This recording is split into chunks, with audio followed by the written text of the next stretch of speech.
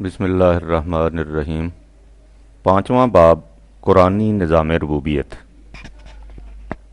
گزشتہ باب میں بحث کا زیادہ حصہ نفس انسان سے متعلق تھا،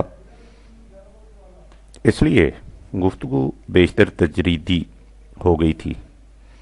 چونکہ تجریدی گفتگو میں عام طور پر کچھ الجھاؤ سا ہوتا ہے، اس لیے ضروری معلوم ہوتا ہے کہ آگے بڑھنے سے پہلے اصل موضوع کو ذرا کھلے کھلے الفاظ میں سامنے لے آیا جائے تاکہ بات اچھی طرح واضح ہو جائے۔ بات یہ ہے کہ انسان نام ہے جسم اور نفس انسانی کا، جسے انسانی ذات کہا جاتا ہے۔ مقصد زندگی یہ ہے کہ انسان کے جسم کی پرورش بھی نہایت عمدگی سے ہو اور اس کے ساتھ ساتھ نفس انسانی کی ربوبیت، پرورش و تربیت بھی ہوتی جائے۔ لیکن مشکل یہ ہے کہ جسم کی پرورش کا اصول اور انسانی ذات کی پرورش کا اصول ایک دوسرے کی ضد ہے۔ جسم کی پرورش کا اصول یہ ہے کہ جسم کو کچھ ملے۔ میرا جسم اسی صورت میں پرورش پا سکے گا جب میں کچھ خود کھاؤں گا۔ یہ ہو نہیں سکتا کہ میں دوسروں کو کچھ کھلاؤں، خواہ یہ دوسرے میرے اپنے بیٹے ہی کیوں نہ ہوں، اور میرا جسم توانا ہوتا جائے۔ اپنے جسم کی پرورش اور توانائی کے لیے مجھے خود کھانا ہوگا۔ اس لیے جسم کی پرورش کا نظام یکسر انفرادی ہے۔ میرا جزو بدن وہی کچھ بنے گا جسے میں کھاؤں گا۔ جس چیز کو میں کسی دوسرے کو دے دوں گا اس سے میرے جسم کی پرورش نہیں ہو سکے گی۔ لہذا جسم کی پرورش کا اصول یہ ہے کہ تمہارا جسم کس قدر لیتا ہے، یہ وہ قانون ہے جسے کوئی بدل نہیں سکتا۔ لیکن انسانی ذات کی پرورش کا قانون اس کے برعکس ہے۔ اس کا اصول یہ ہے کہ تم دیتے کس قدر ہو، تم کائنات کے حسن میں کس قدر اضافہ کرتے ہو، تم دوسروں کی ضروریات پوری کرنے کے لیے کیا دیتے ہو، تم نوع انسان کی ربوبیت کے لیے کس قدر کنٹریبیوٹ کرتے ہو۔ تم جتنا زیادہ دیتے جاؤ گے اتنی ہی زیادہ تمہاری ذات کی کشاد ہوتی جائے گی۔ اسی کا نام نفس انسانی کی پرورش و تربیت ہے۔ اب بات یوں ہوئی کہ انسان نام ہے جسم اور انسانی ذات کا، پرورش و تربیت دونوں کی ضروری ہے، لیکن جسم کی پرورش لینے سے ہوتی ہے اور انسانی ذات کی پرورش دینے سے۔ یہ دونوں تقاضے ایک دوسرے کی ضد ہیں۔ ہم لیتے ہیں تو ہماری ذات کی ربوبیت نہیں ہوتی، اور دیتے ہیں تو جسم کی پرورش میں کمی واقع ہو جاتی ہے۔ یہ ہے اصل کشمکش، یہ ہے وہ ٹیڑھا مسئلہ جس کا حل نہیں ملتا۔ انسانیت اسی مسئلہ کے حل میں سرگرداں چلی آ رہی اور افراط و تفریط کے جھولے جھول رہی ہے۔ ایک گروہ نے کہا تم دیتے جاؤ، جسم کے تقاضوں کی پرواہ نہ کرو، جسم کو فنا ہونے دو کہ اس کی فنا میں تمہاری بقا کا راز ہے۔ یہ بھی غلط تھا۔ انسان نام ہے جسم اور ذات دونوں کا۔ دوسرے گروہ نے کہا کہ تم لیے جاؤ، سب کچھ اپنے لیے سمیٹتے جاؤ، اس سے تمہارے اپنے جسم کی پرورش ہوگی، توانائی بڑھے گی، اور مقصود زندگی جسم کی پرورش و توانائی ہے، اور بس۔ یہ بھی غلط ہے، اس لیے کہ انسان جسم اور ذات دونوں پر مشتمل ہے۔ اس میں کسی ایک کو بھی نظر انداز کر دینا مقصد حیات میں ناکام رہنا ہے۔ ذہنی انسانی اس سے آگے نہیں بڑھ سکا، وہ اس کج دار و مریض کی گتھی کو سلجھا نہیں سکا۔ اس سے اس کی اپنی ذات میں تضادات، کانٹروڈکشن پیدا ہو گئے، اور ان تضادات کا لازمی نتیجہ تھا کہ معاشرہ میں تضادات پیدا ہو جائیں۔ معاشرہ کے یہی تضادات ہیں جنہیں قرآن نے فساد یا ناہمواریاں کہہ کر پکارا ہے۔ قرآن کریم نے آ کر بتایا کہ ان تضادات میں توافق پیدا ہو سکتا ہے، کانٹروڈکشن آسانی سے ریزالو ہو سکتے ہیں۔ ایسا نظام قائم کیا جا سکتا ہے جس میں جسم اور ذات دونوں کے متضاد تقاضے بیک وقت پورے ہوتے جائیں، اور اس طرح یہ دونوں پرورش پا کر توانا ہوتے جائیں۔ اس نظام کا نام ہے نظام ربوبیت۔ اب آئیے یہ دیکھیں کہ قرآن کریم اس نظام کی کیا تفاصیل بیان کرتا ہے۔ اس مقصد کے لیے آپ انسانی زندگی کے ان دو بنیادی نظریوں کو سامنے رکھیے جن کا ذکر اوپر کیا گیا ہے۔ جیسا کہ پچھلے باب میں بتایا جا چکا ہے، قرآن کریم نے اس نظریے کے لیے جس میں انسان کی نگاہ صرف جسم کی پرورش تک محدود رہتی ہے، حیات الدنیا کی اصطلاح استعمال کی ہے۔ جس سے مراد ہے فقط انسان کی طبعی زندگی، اور اس زندگی کے حفظ و بقا کے لیے مفاد خواہش، قریبی مفاد، پیش پا افتادہ مفاد، عاجلہ مفاد ہی کو پیش نظر رکھنا۔ آئندہ صفحات میں اس نظریے کے لیے یہی اصطلاح استعمال کی جائے گی۔ اس کے برعکس دوسرا نظریہ ہے جس سے مقصود اس دنیا کی طبعی زندگی اور اس کے بعد انسانی ذات کے تسلسل کی زندگی دونوں ہیں۔ یہ اسلامی زندگی یا نظام ربوبیت ہے، یعنی وہ نظام جس میں انسانی جسم اور ذات دونوں کی نشو و نما ہو جاتی ہے، اس سے حال اور مستقبل، دنیا اور آخرت دونوں کی خوشگواریاں میسر آ جاتی ہیں۔ قرآن کریم کہتا ہے کہ جب انسان کے سامنے مفاد خواہش کا نظریہ رہے تو اس کی کیفیت یہ ہو جاتی ہے کہ وہ جمع کیے جاتا ہے لیکن اس کا پیٹ کبھی نہیں بھرتا۔ جمع فاؤا 70/18 سب کچھ سمیٹنا چاہتا ہے اور پھر اسے تھیلی میں ڈال کر اوپر سے اس کا منہ بند کر دیتا ہے تاکہ جمع شدہ سرمایہ کم نہ ہونے پائے۔ ان الانسان خلق حلوعا 70/19 یقیناً انسان بہت ہی بے صبرا ہے۔ حلوعن جو ہر وقت بھوکا رہے، جس کی بھوک کم نہ ہو، وہ دولت کی ہوس میں کھنچے چلا جاتا ہے۔ وَإِنَّهُ لِحُبِّ الْخَيْرِ لَشَدِيدٌ 100/8 روپیہ جمع کرتا رہتا ہے اور اسے گنتا رہتا ہے اور اس طرح 99 کے پھیر میں پڑ جاتا ہے۔ جمع مالم و عددہ 104/2 سمجھتا یہ ہے کہ یہی مال و دولت اسے حیات جاویدانی عطا کر دے گا۔ یحسب ان مالہ اخلدہ 104/3 اس کی نگاہ ہمیشہ مفاد عاجلہ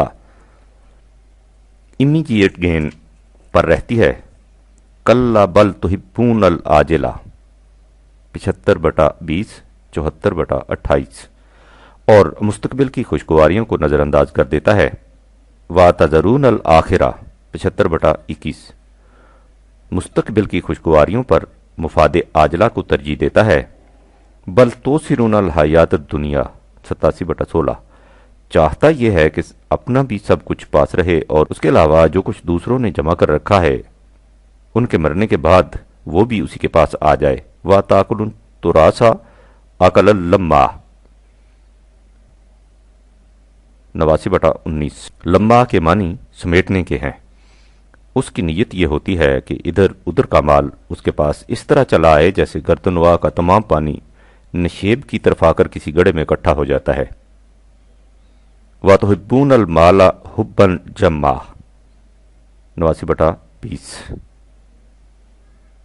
یہ لوگ صرف ضرورت کے لیے مال جمع نہیں کرتے بلکہ محض ہوس زر کی خاطر دولت سمیٹتے جاتے ہیں۔ اس ہوس کارانہ زندگی سے ان کی کیفیت یہ ہو جاتی ہے کہ ان میں سے ہر شخص کی یہ خواہش ہوتی ہے کہ وہ مال و دولت میں دوسروں سے بڑھ جائے، اور اس خواہش کی تسکین پوری ہی نہیں ہوتی حتیٰ کہ وہ قبر میں جا پہنچتا ہے۔ الہاکم التکاثر حتی زرتم المقابر 102/1-2 ایک دوسرے سے بڑھ جانے کی خواہش جس کا سلسلہ قبر تک جاری رہتا ہے تمہیں زندگی کے صحیح مقصد کی طرف سے غافل کر دیتی ہے۔ اس معاشرہ میں ایک انسان دوسرے انسان سے اس طرح الگ ہو جاتا ہے جیسے ان میں کسی نے ویجز ٹھونک دی ہوں۔ بعضکم لبعض عدو 2/36 اس کے بعد ان کی حالت یہ ہو جاتی ہے کہ بھائی بھائی سے الگ ہو جاتا ہے۔ یوم یفر المرء من اخیہ 80/34 اولاد ماں باپ سے جدا ہو جاتی ہے۔ وَأُمِّهِ وَأَبِيهِ 80/35 حتیٰ کہ میاں بیوی اور باپ بیٹے کے مفاد تک بھی ایک دوسرے سے متصادم ہو جاتے ہیں۔ وَصَاحِبَتِهِ وَبَنِيهِ 80/36 ہر شخص اپنے اپنے مفاد کے حصول اور تحفظ میں ایسا جذب ہوتا ہے کہ اسے دنیا و ما فیہا کی کوئی خبر نہیں رہتی۔ لِكُلِّ أَمْرٍ مِّنْهُمْ يَوْمَئِذٍ شَأْنٌ يُغْنِيهِ 80/27 ان میں ہر شخص یہ چاہتا ہے کہ وہ مشترکہ مفادات انسانیت کی بجائے اپنے اپنے مفاد کے حصول کے لیے الگ الگ پروگرام بنائے۔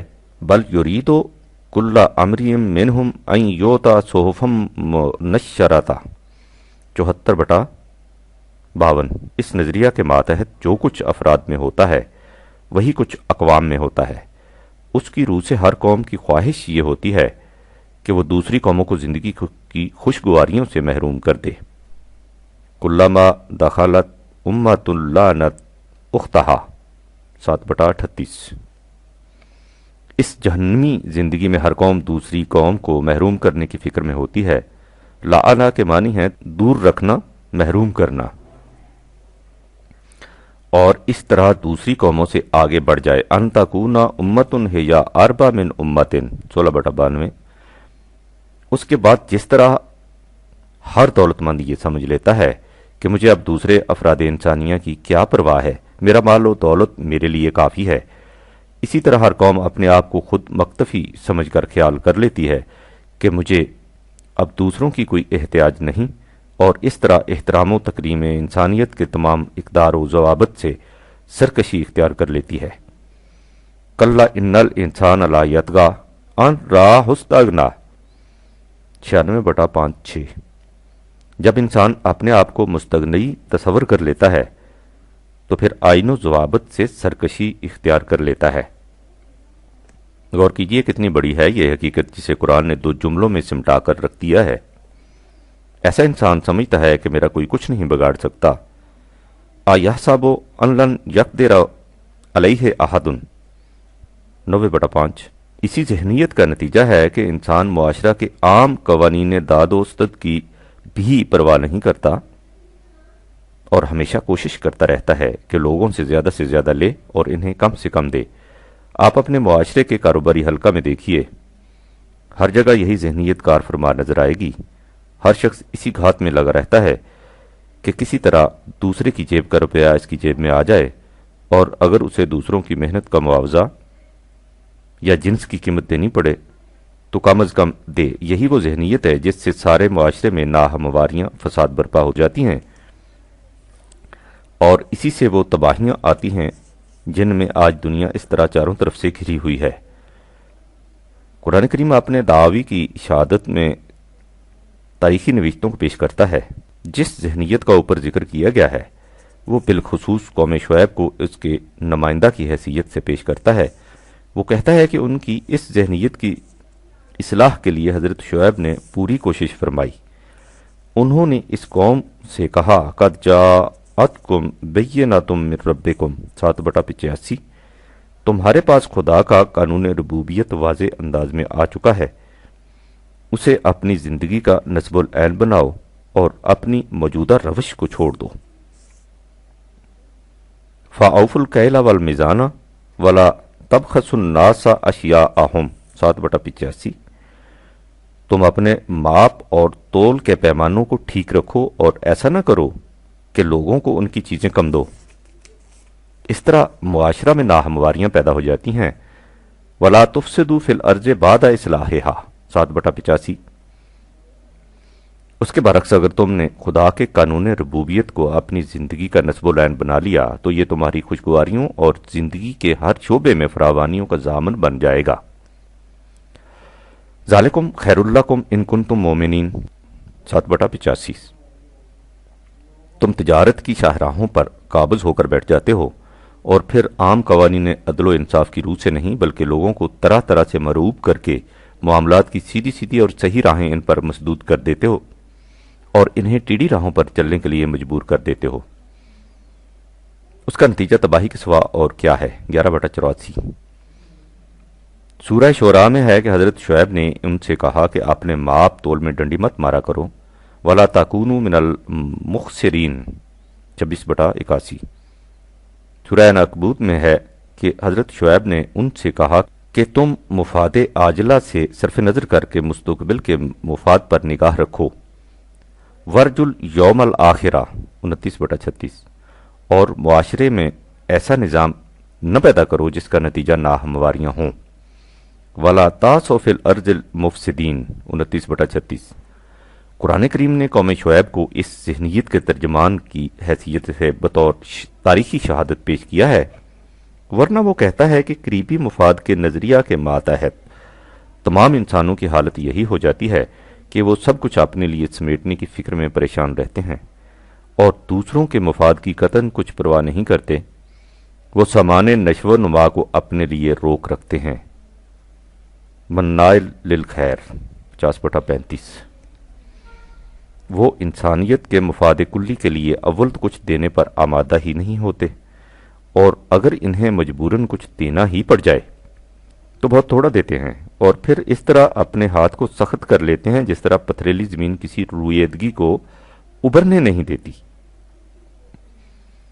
وَآتَى قَلِيلًا وَأَكْدَىٰ 53/34۔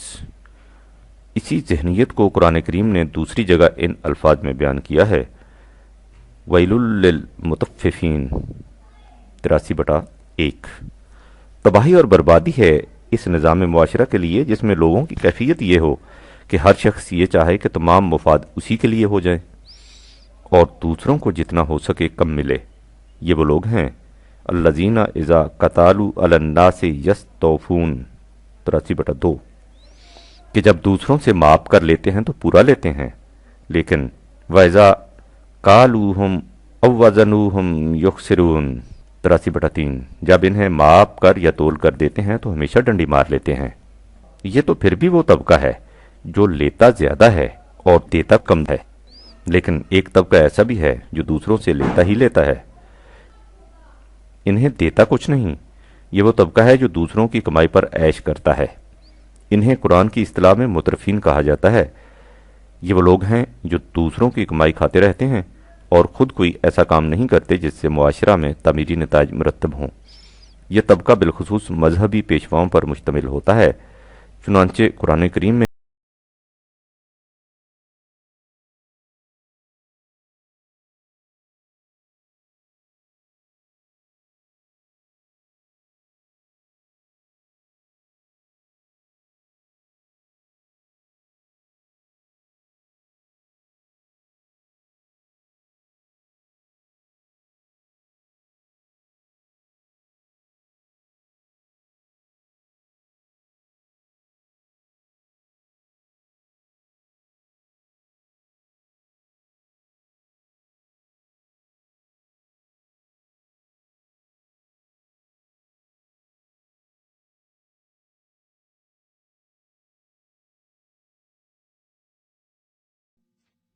9/34۔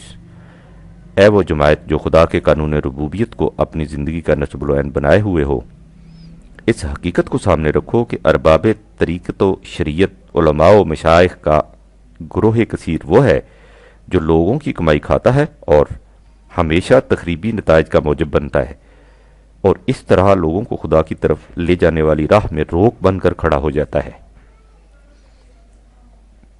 یہ وہ گروہ ہے جو ہمیشہ اس انقلاب کی مخالفت کرتا ہے جس میں خدا کی ربوبیت عام ہو، اس لیے کہ اس انقلاب میں انہیں اپنی موت نظر آتی ہے۔ انہیں خود محنت کر کے کھانے کی عادت نہیں ہوتی اور نظام ربوبیت میں ہر اس شخص کو کام کرنا پڑتا ہے جو کام کے قابل ہو۔ اس میں کام چوروں اور مفت خوروں کے لیے کوئی جگہ نہیں ہوتی، لہذا جہاں اور جب بھی نظام ربوبیت کے قیام کی آواز بلند ہوتی ہے، اس طبقہ کی طرف سے ہمیشہ اس آواز کی مخالفت ہوتی ہے۔ وہ عوام کو یہ کہہ کر مشتعل کرتے ہیں کہ دیکھو یہ نئی دعوت دینے والے تمہیں تمہارے آباء و اجداد کے مسلک سے ہٹانا چاہتے ہیں۔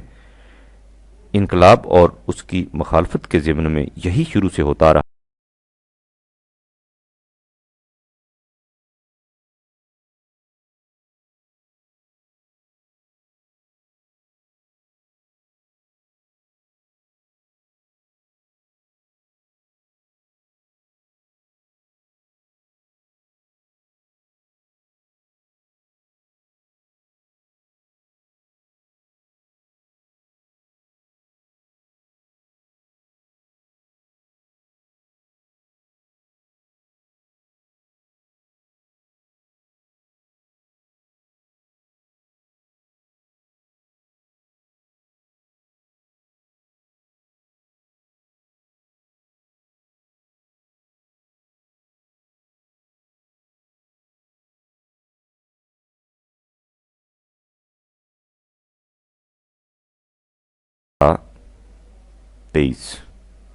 اسی طرح اس سے بھی پہلے جس قوم میں کوئی دعوت انقلاب خداوندی لے کر آیا تو وہاں کے مترفین نے یہ کہہ کر اس آواز کی مخالفت کی کہ ہم نے جس مسلک پر اپنے آباء و اجداد کو دیکھا ہے ہم اس کی پیروی کرتے جائیں گے۔ یہ مخالفت بدیہی ہے۔ دوسروں کی کمائی پر آرام طلبی کی زندگی بسر کرنے والے کب چاہتے ہیں کہ انہیں نہ صرف خود کما کر کھانا پڑے بلکہ ان کی کمائی سے دوسروں کے لیے بھی سامان زیست بہم پہنچایا جائے۔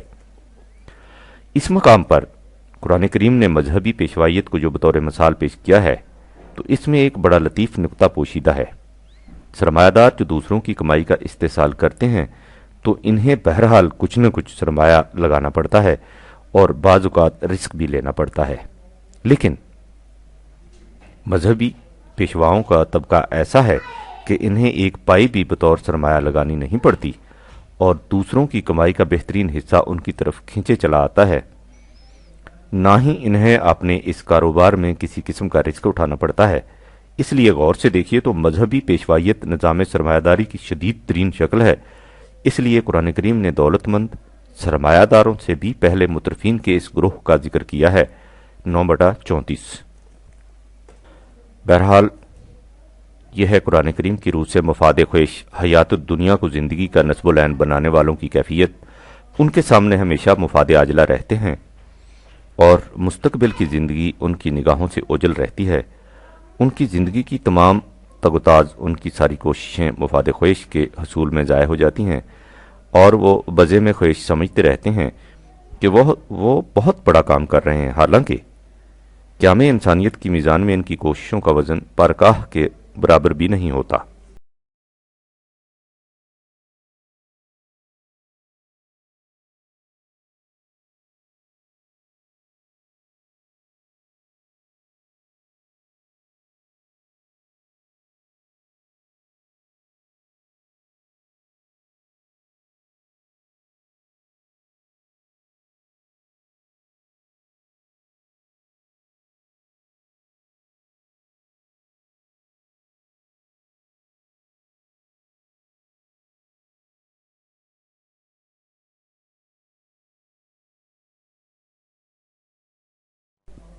ایک 108/103 تا 105۔ ان سے کہو کہ ہم تمہیں بتائیں کہ وہ کون لوگ ہیں جن کی تمام سعی و عمل کا نتیجہ نقصان کے سوا کچھ نہیں ہوگا۔ یہ وہ لوگ ہیں جن کے تمام پروگرام قریبی مفاد خواہش کے حصول میں ضائع ہو جاتے ہیں اور وہ اپنے دل میں سمجھتے ہیں کہ ہم بہت اچھے کام کر رہے ہیں۔ یہ وہ لوگ ہیں جو خدا کے قانون ربوبیت سے انکار کرتے ہیں اور حقائق کا سامنا کرنے سے جی چراتے ہیں۔ سو ان کے پروگرام بظاہر بڑے خوش آئند نظر آتے ہیں لیکن ان کے ٹھوس نتائج کبھی مرتب نہیں ہو سکتے۔ قیام انسانیت کے پروگرام میں ان کے اعمال کا کوئی وزن نہیں ہوگا، انہیں تولنے کے لیے میزان تک کھڑی کرنے کی ضرورت نہیں ہوگی۔ اس قسم کے معاشرے کی تباہی کے اسباب و علل تلاش کرنے کے لیے کسی خاص کاوش کی ضرورت نہیں، بات بالکل ظاہر ہے۔ ہم دیکھ چکے ہیں کہ ہر فرد کی عقل بے باک کا تقاضا یہ ہے کہ وہ اس فرد کے مفاد کا تحفظ کرے، کیونکہ انسان کو اپنی موت کے متعلق معلوم نہیں کہ وہ کب آئے گی، اس لیے وہ اپنی مفاد پرستی کی دوڑ میں کوئی آخری حد مقرر نہیں کر سکتا۔ اس کی عقل اسے ہر وقت عدم تحفظ، انسیکیورٹی کے خوف سے ڈراتی رہتی ہے، اس لیے وہ قبر تک سمیٹنے کی فکر کرتا رہتا ہے۔ لہٰذا اس کے مفاد غیر محدود ہوتے ہیں، لیکن اشیاء ضروریات ہمیشہ محدود ہوتی ہے۔ ان میں سے ہر ایک کی خواہش یہ ہوتی ہے کہ زیادہ سے زیادہ اشیاء ضروریات اس کے قبضے میں آ جائیں۔ اس کے لیے افراد میں کشمکش ہوتی ہے۔ یہ ظاہر ہے کہ جب دو آدمیوں نے ایک گھوڑے پر بیٹھنا ہو، ان میں سے ایک کو بہرحال پیچھے بیٹھنا ہوگا، لیکن اگر ان میں سے ہر ایک کی خواہش اور کوشش یہ ہو کہ وہ آگے بیٹھے تو اس کا نتیجہ ظاہر ہے۔ لہٰذا اس قسم کے معاشرے میں افراد کی باہمی کشمکش لازمی ہے۔ افراد سے آگے بڑھ کر یہی حال اقوام کا ہے۔ جس طرح ہر فرد کی عقل اس کے مفاد کا تحفظ چاہتی ہے اور زیادہ سے زیادہ سمیٹ لینے کی فکر کرتی ہے، اسی طرح ہر قوم کی مجموعی عقل بھی یہی چاہتی ہے کہ وہ زیادہ سے زیادہ وسائل پیداوار پر قابض ہو جائے۔ اس سے بین الاقوامی کشمکش شروع ہو جاتی ہے، جس کا نتیجہ تباہی اور بربادی کا وہ جہنم ہے جس میں آج ساری دنیا مبتلا ہے۔ جورڈ لکھتا ہے، جس معاشرے میں افراد کا منتہا نگاہ قریبی مفاد کا حصول ہو، اس میں کبھی توازن اور استحکام پیدا نہیں ہو سکتا۔ اس لیے کہ جب انسان کا مقصود حیات وہ چیزیں قرار پا جائیں جو دنیا میں اتنی افراد سے موجود نہیں، تو اس کا نتیجہ لامحالہ یہ ہوگا کہ چند آدمیوں کے پاس بہت کچھ آ جائے گا اور باقی اس سے محروم رہ جائیں گے۔ یہ محروم رہنے والے لوگ ہمیشہ غیر مطمئن اور مضطرب رہیں گے۔ اس قسم کے غیر مطمئن افراد معاشرے کی تباہی کا موجب بنتے ہیں۔ باقی رہے مترفین، سو ان کے متعلق برفا لکھتا ہے، کوئی معاشرہ صحت مند نہیں کہلا سکتا جس میں ایک فرد دوسرے کے خون سے فربا ہو۔ قریبی مفاد خواہش کے نظریے کے حامل معاشرہ کی یہی حالت ہوتی ہے۔ اس معاشرے کے اہل فکر حضرات اس جہنم کی شعلہ سامانیوں سے گھبرا کر سر جوڑ کر بیٹھتے ہیں کہ معلوم کریں کہ اس علم انگیز تباہی کے اسباب کیا ہیں، لیکن قرآن کہتا ہے کہ یہ اسباب اس قدر بدیہی اور نمایاں ہیں کہ ان کی دریافت کے لیے کسی تحقیقاتی کمیشن کی ضرورت ہی نہیں۔ وہ اپنے مخصوص انداز میں کہتا ہے کہ جب ان کی یہ حالت ہوتی ہے تو وہ کہتے ہیں کہ یہ خدا کی مرضی ہے، اس نے ایسا کر دیا۔ وہ جسے چاہے عزت دے، جسے چاہے ذلیل کر دے۔ فَيَقُولُ رَبِّي أَهَانَنِ 79/16۔ قرآن کہتا ہے کہ کلا 79/17 بالکل غلط۔ یہ ان کا فریب نفس ہے جو حقیقت کو سامنے نہیں آنے دینا چاہتا اور اپنی زندگی کی غلط روش کے نتائج کو خدا کی طرف منسوب کر کے اپنے آپ کو اطمینان دے لینا چاہتا ہے۔ ان کی یہ حالت اس لیے نہیں ہوئی کہ خدا نے خواہ ایسا کر دیا، یہ اس لیے ہوئی کہ انہوں نے معاشرہ ایسا بنا رکھا تھا جس میں کسی ایسے شخص کی عزت و تکریم نہیں ہوتی تھی جس کے متعلق سمجھ لیا جاتا تھا کہ وہ اکیلا ہے، اس کے ساتھ کوئی پارٹی نہیں، وہ بے یار و مددگار ہے، اس کا کوئی والی وارث نہیں۔ کلا بل لا تکرمون الیتیم 89/17۔ اور جس میں کوئی ایک دوسرے سے یہ نہیں کہتا تھا کہ جس شخص کی چلتی ہوئی گاڑی رک جائے، جس کی حرکت مبدل بیسکون ہو جائے، اس کے کھانے پینے کا بندوبست کرنا چاہیے۔ ولا تحاضون علی طعام المسکین 89/8۔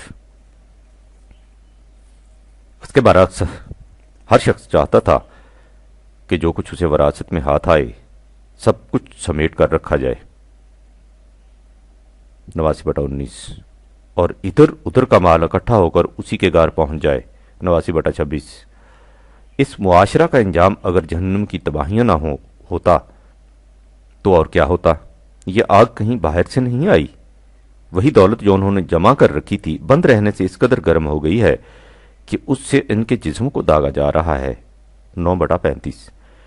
یہ وہ آگ ہے جو انہوں نے بڑے بڑے لمبے چوڑے سہاروں اور بروسوں کے ستونوں میں بند کر رکھی تھی، اب وہی آگ ان کے دلوں پر چڑھ رہی ہے 104/2-9۔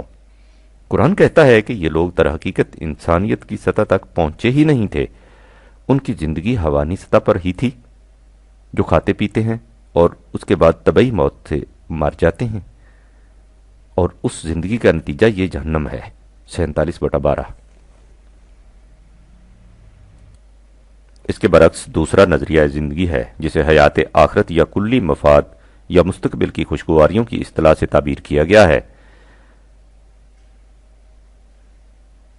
اگر پہلا نظریہ بخل ارسٹڈ انٹرسٹ کا ہے تو یہ دوسرا نظریہ انفاق اوپن انٹرسٹ کا ہے۔ حقیقت یہ ہے کہ خود لفظ انفاق جسے قرآن نے اس تکرار کے ساتھ اپنے ہاں استعمال کیا ہے، اس تصور کا صحیح مفہوم سامنے لے آتا ہے۔ نفق ایسی سرنگ کو کہتے ہیں جو دونوں طرف سے کھلی ہو، برخلاف سرب کے جس میں صرف اندر داخل ہونے کا راستہ ہو، آگے نکلنے کا راستہ نہ ہو۔ منافق کو اسی لیے منافق کہتے ہیں کہ وہ دین میں ایک طرف سے داخل ہوتا ہے اور دوسری طرف سے نکل جاتا ہے۔ اس سے آپ نے دیکھ لیا کہ انفاق کے معنی کھلا رکھنے یا عام کرنے کے ہیں۔ انفاق کا ترجمہ عام طور پر خرچ کرنا کیا جاتا ہے، لیکن اس لفظ کے بنیادی معنی کی روح سے خرچ کرنا اس کے مفہوم کو صحیح طور پر ظاہر نہیں کرتا۔ انفاق فی سبیل اللہ کا صحیح ترجمہ ہونا چاہیے مفاد عامہ کے لیے کھلا رکھنا۔ قرآن میں انفاق در حقیقت بخل کے مقابلہ میں استعمال ہوا ہے۔ بخل سے مراد ہے اپنی ذات تک محدود رکھنا، روک لینا، جمع کرنا۔ اس کے برعکس انفاق سے مراد ہے مفاد عامہ کے لیے کھلا رکھنا، عام کر دینا۔ روک اور حد بندیاں اٹھا دینا۔ لہٰذا جس معاشرہ کی بنیاد انفاق فی سبیل اللہ کے اصول پر ہوگی، اس میں ہر فرد معاشرہ اپنی محنت کے ماحصل کو مفاد عامہ کے لیے کھلا رکھے گا، اس کی حد بندی نہیں کرے گا، اسے عام کر دے گا۔ یہی وہ معاشرہ ہے جس میں ہر فرد معاشرہ دوسروں کی ربوبیت کی فکر میں رہتا ہے اور دوسروں کے مفاد کو اپنے مفاد پر ترجیح دیتا ہے۔ یوسرون علی انفسہم ولو کان بہم خصاصۃ، 51/9۔ اپنے آپ پر دوسروں کو ترجیح دیتے ہیں خواہ خود تنگی کی حالت میں ہوں۔ آپ نے کبھی ایسا منظر بھی دیکھا ہے کہ سخت گرمی کا دن ہو، پانی کی کمی ہو، کسی جگہ ایک ہی نل ہو جس میں سے تھوڑا تھوڑا پانی ٹپک رہا ہو، پانی پینے اور لینے والوں کی کثرت ہو؟ آپ نے دیکھا ہوگا کہ ایسے وقت میں کس طرح ہر شخص دوسروں کو پیچھے ہٹانے اور خود آگے بڑھ کر پانی لینے کی کوشش کرتا ہے۔ عربی زبان میں اس ذہنیت کا نام شح النفس ہے۔ قرآن کہتا ہے کہ اس معاشرے میں جس میں ہر فرد دوسرے کے مفاد کو اپنے مفاد پر ترجیح دیتا ہے، انسان شح نفس سے بچ جاتا ہے، اور جو شخص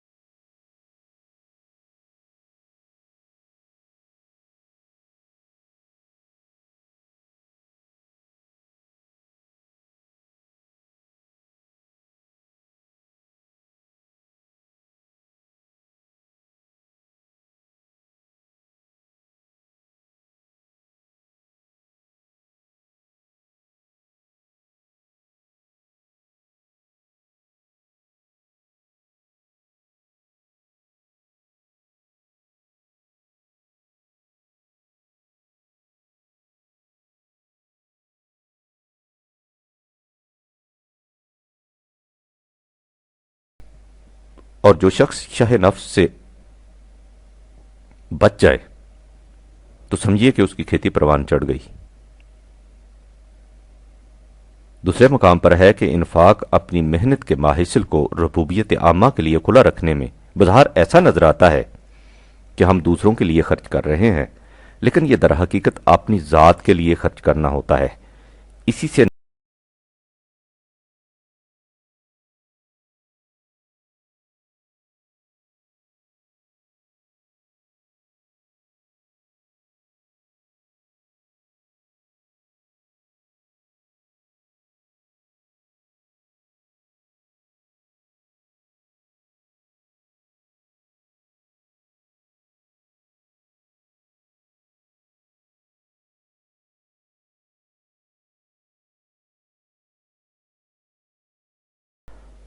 قرآن نے اس حقیقت کو بڑی شدت اور تکرار سے دل نشیں کرایا ہے کہ جو کچھ تم کھلا رکھتے ہو اس کے متعلق یہ نہ سمجھو کہ وہ دوسروں کے کام آیا، تمہیں اس سے کچھ حاصل نہیں ہوا۔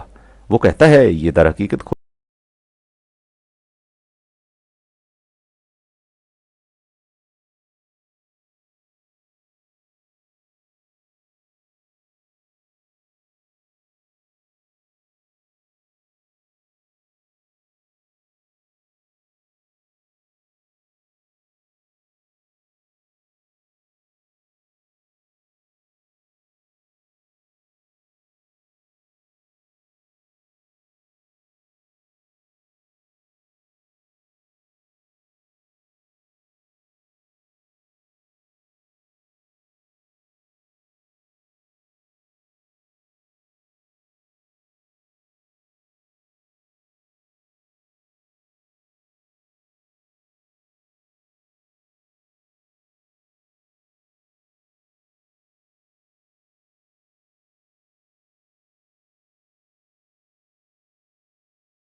کچھ تم کھلا رکھتے ہو وہ در حقیقت تمہاری اپنی ہی ذات کے لیے ہوتا ہے، اس سے تمہاری اپنی ذات کی نشو و نما ہوتی ہے۔ 35/18۔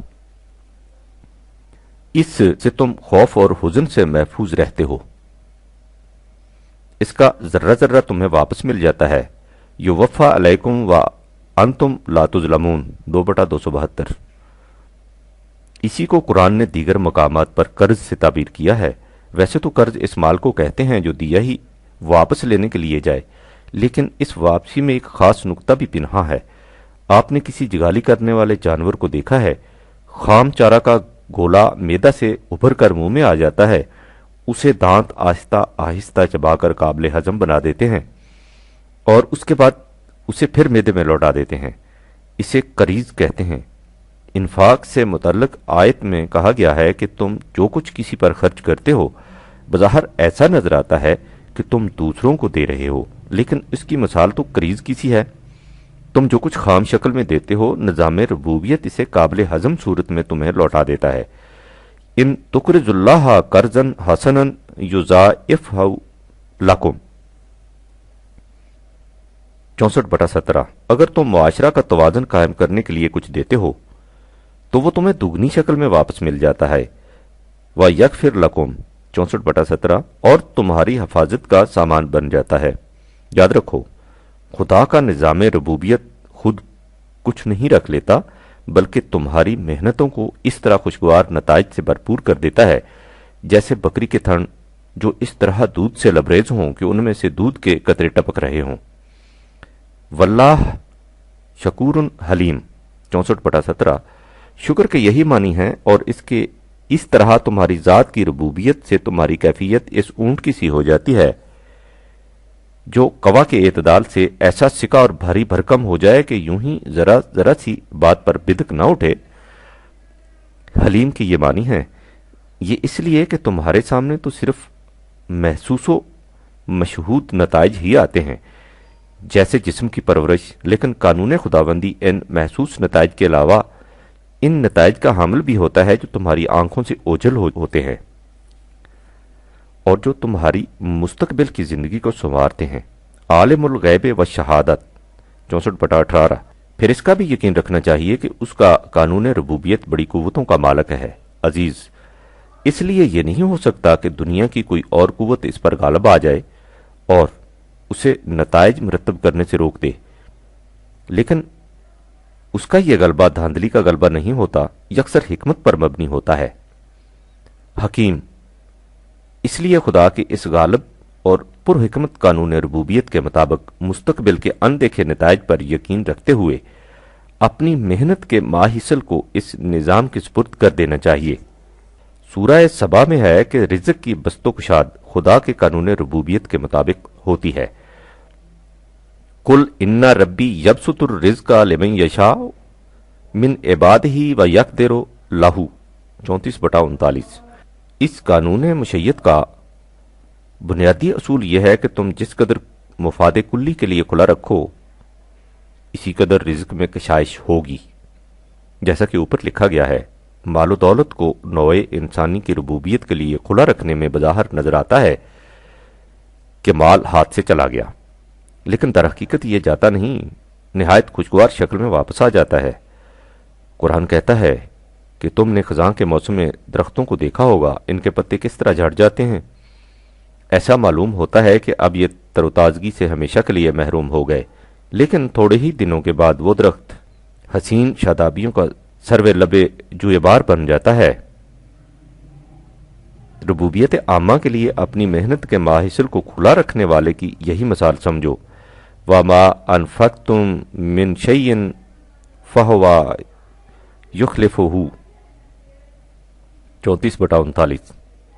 خلفتن ان پتوں کو کہتے ہیں جو پت جڑ کے بعد پھر سے درخت پر نکلے، یا اس کی مثال اس بیج کی سی ہے جس کے ایک پودے میں 7 بالی آئیں اور ہر بالی میں 100 دانے ہوں۔ کمثل حبۃ انبتت 7 سنابل فی کل سنبلۃ 100 حبۃ 2/261۔ اس لیے جو کچھ بھی نوع انسانی کی ربوبیت رب العالمینی کو مشہود کرنے کے لیے کھلا رکھا جائے گا، وہ خود تمہارے ہی فائدے کے لیے ہے۔ وما تنفقوا من خیر فلانفسکم 2/272، یہ تمہیں پورا پورا واپس مل جائے گا، اس میں ذرا بھی کمی نہیں ہوگی۔ یوفا علیکم وانتم لا تظلمون 2/272، اس لیے کہ اس سے تمہاری ذات میں پختگی پیدا ہو جائے گی۔ تثبیتم من انفسہم 2/265، اس سے تمہاری نگاہوں میں فراخی اور ظرف میں وسعت آ جائے گی، اور اس طرح تمہاری ذات حدود فراموش ہوتی چلی جائے گی۔ لن تنالوا البر حتی تنفقوا مما تحبون 3/91، اور اگر تم وسعت و کشادگی چاہتے ہو تو اس کا طریقہ یہ ہے کہ اپنی محنتوں کا عزیز ترین ماحصل ربوبیت عامہ کے لیے کھلا چھوڑ دو۔ اسی لیے دوسری جگہ کہا ہے کہ وہ انفاق جس سے دل میں کبیدگی پیدا ہو اور تون و کرہن کیا جائے اس کا نتیجہ کچھ نہیں۔ ولا ينفقون الا وهم کارہون 9/54، نیز 2/264، 3/116، 4/28۔ ربوبیت عامہ کے لیے انفاق کی صورت یہ ہوتی ہے کہ نہ ستائش کی تمنا نہ صلہ کی امید۔ لا نرید منکم جزاء ولا شکورا 76/9، اس لیے کہ جو انفاق قانون خداوندی کی ربوبیت اعلیٰ کے لیے ہوتا ہے، ابتغاء وجہ ربہ الاعلیٰ 92/20، اس کا صلہ انسان کی اپنی ذات کی نشو و نما ہوتا ہے۔ الذی یؤتی مالہ یتزکیٰ 92/18، اس لیے اس کے بدلہ میں دوسروں سے صلہ اور ستائش کا کیا سوال۔ اسی لیے سورہ مدثر میں ہے کہ ولا تمنن تستکثر 74/6، اس خیال سے دوسروں کو نہ دو کہ وہ تمہیں اس کے بدلے میں اس سے زیادہ دیں گے۔ دوسروں کی کمی کو پورا کرنے کا صلہ یہ ہے کہ اس سے خود تمہاری ذات کی کمی پوری ہو جاتی ہے۔ حل جزاؤ الا الاحسان الا الاحسان 55/60، یہ ہے انفاق کا صحیح مفہوم۔ قرآن ایک ایسے معاشرے کی تشکیل چاہتا ہے جس میں تمام افراد معاشرہ اس قسم کے انفاق، اپنی محنتوں کے ماحصل کو ربوبیت عامہ کے لیے کھلا چھوڑ دینے کو اپنی زندگی کا نصب و لعن بنائیں۔ وہ اس قسم کے مثالی معاشرہ آئیڈیل سوسائٹی کو جنت کہہ کر پکارتا ہے۔ اس جنت کی خصوصیت رزق کی فراوانی ہے۔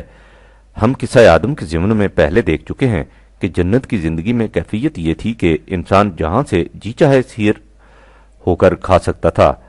راغتم حیث شئتما 2/35، آدم سے کہا گیا تھا کہ اگر تم نے ابلیس غیر خدائی قانون کی بات مان لی تو وہ تمہیں اس جنت سے نکال دے گا جہاں تمہیں نہ بھوک کی فکر ہے، نہ لباس کی، نہ پیاس کی تکلیف ہے، نہ مکان کی 20/118۔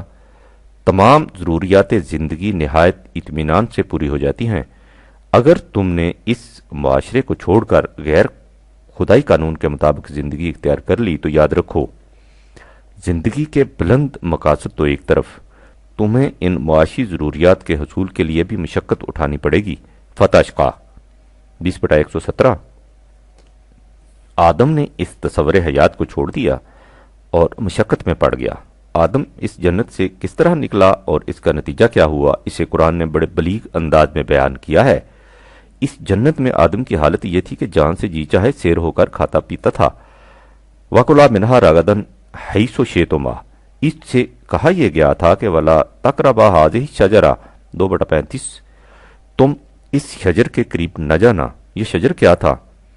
اس کے متعلق بہت کچھ کہا گیا تھا، لیکن اس کے معنی خود اس لفظ کے اندر پوشیدہ ہے۔ شجر کے معنی ہے انسانوں کا الگ الگ رہنا، باہمی اختلاف پیدا ہونا، ایک دوسرے کا دشمن ہو جانا۔ اس سے ظاہر ہے کہ یہ شجر الگ الگ مفاد کی اختلافی زندگی تھی۔ آدم ابلیس کے فریب میں آ گیا اور اس سے جنت کی زندگی چھن گئی۔ اس کا نتیجہ کیا نکلا؟ بعضکم لبعض عدو 2/36۔ افراد آدم ایک دوسرے سے الگ الگ ہو گئے، اجتماعی مفاد کلی کی بجائے انفرادی مفاد کی زندگی شروع ہو گئی۔ دوسری جگہ ہے ابلیس نے آدم سے کہا کہ آؤ میں تمہیں بتاؤں کہ حیات جاوداں حاصل کرنے کا راز کیا ہے۔ قال یا آدم هل ادلک علی شجرۃ الخلد وملک لا یبلی 20/119۔ اس نے آدم سے کہا کہ تم اپنی اولاد کے ذریعے حیات جاوید حاصل کر سکتے ہو، تم اپنی موت کے بعد اپنی اولاد کی شکل میں زندہ رہ سکتے ہو، اس لیے حیات جاویداں کا راز اولاد پیدا کرنے میں ہے۔ فَأَكَلَا مِنْهَا فَبَدَتْ لَهُمَا سَوْآتُهُمَا 20/121۔ ان کے شرم کے مقامات ظاہر ہو گئے، یعنی جنسی شعور بیدار ہو گیا۔ اس سے آدم ایک قدم آگے بڑھا، یعنی پہلے تو خود اپنے آپ کے مفاد ہی سامنے آئے تھے، اب اس سے آگے بڑھ کر اولاد کے مفاد کا تحفظ بھی مقصد زندگی بن گیا۔ اس سے انفرادی مفاد کی ایسی نفسا نفسی پڑی کہ آدم کی جنت چھن گئی اور فرزندان آدم میں باہمی بودھ پیدا ہو گیا۔ بعضکم لبعض عدو 20/123۔ اب اس کے بعد پھر سے اسی جنتی معاشرہ کی تشکیل، اسی فردوس گمگشتہ کی بازیابی مقصد زندگی ہے۔ یہ اسی صورت میں ممکن ہے کہ ابن آدم اپنے معاشرہ کو خدا کے قانون ربوبیت کے مطابق متشکل کرے۔ فمن تابع ہدایا فلا خوف علیہم ولا هم یحزنون 2/38۔ سورہ طٰہٰ کی ان آیات کے بعد جنہیں اوپر درج کیا گیا ہے، فرمایا کہ فمن اتبع ہدایا فلا یضل ولا یشقی 20/123۔ یعنی جنت سے نکلنے کے بعد آدم کی حالت یہ ہوگی کہ وہ سامان و رزق، کھانے پینے، لباس، مکان کی فکر میں مارا مارا پھرتا تھا۔ فتشقی 20/127۔ اس سے کہا گیا کہ اگر تم اپنی زندگی کو وحی الہی کے تابع لے آؤ گے تو اس کا نتیجہ یہ ہوگا کہ تشقی کی حالت ختم ہو جائے گی اور پھر وہی رزق کی فراوانیاں حاصل ہو جائیں گی۔ لیکن اگر اس کے بعد پھر اس ضابطہ سے روگردانی کی تو پھر تمہاری معاش تنگ ہو جائے گی۔ وَمَنْ أَعْرَضَ عَنْ ذِكْرِي فَإِنَّ لَهُ مَعِيشَةً ضَنْكًا 20/124۔ اور جس نے میرے ضابطۂ قانون سے اعراض برتا تو اس کی معیشت تنگ ہو جائے گی۔ دوسرے مقام پر ہے کہ جب انسان نے پھر سے اپنے معاشرہ کو انہی خطوط پر متشکل کر لیا تو پھر وہی جنتی کیفیت پیدا ہو جائے گی۔ اس جنت میں رزق کی فراوانی ہوگی۔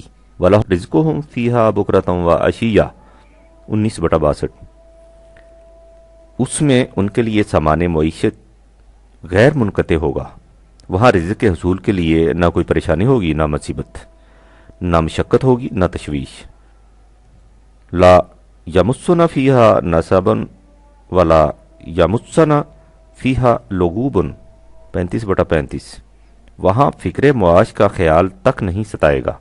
وقالوا الحمد للہ الذی اذہب عنا الحزن 35/34۔ اس معاشرہ کے افراد قانون خداوندی کی مدح و ستائش میں زمزمہ بار ہوں گے، جس نے انہیں ان کی اور ان کی اولاد کی معیشت کی فکر سے آزاد کر دیا۔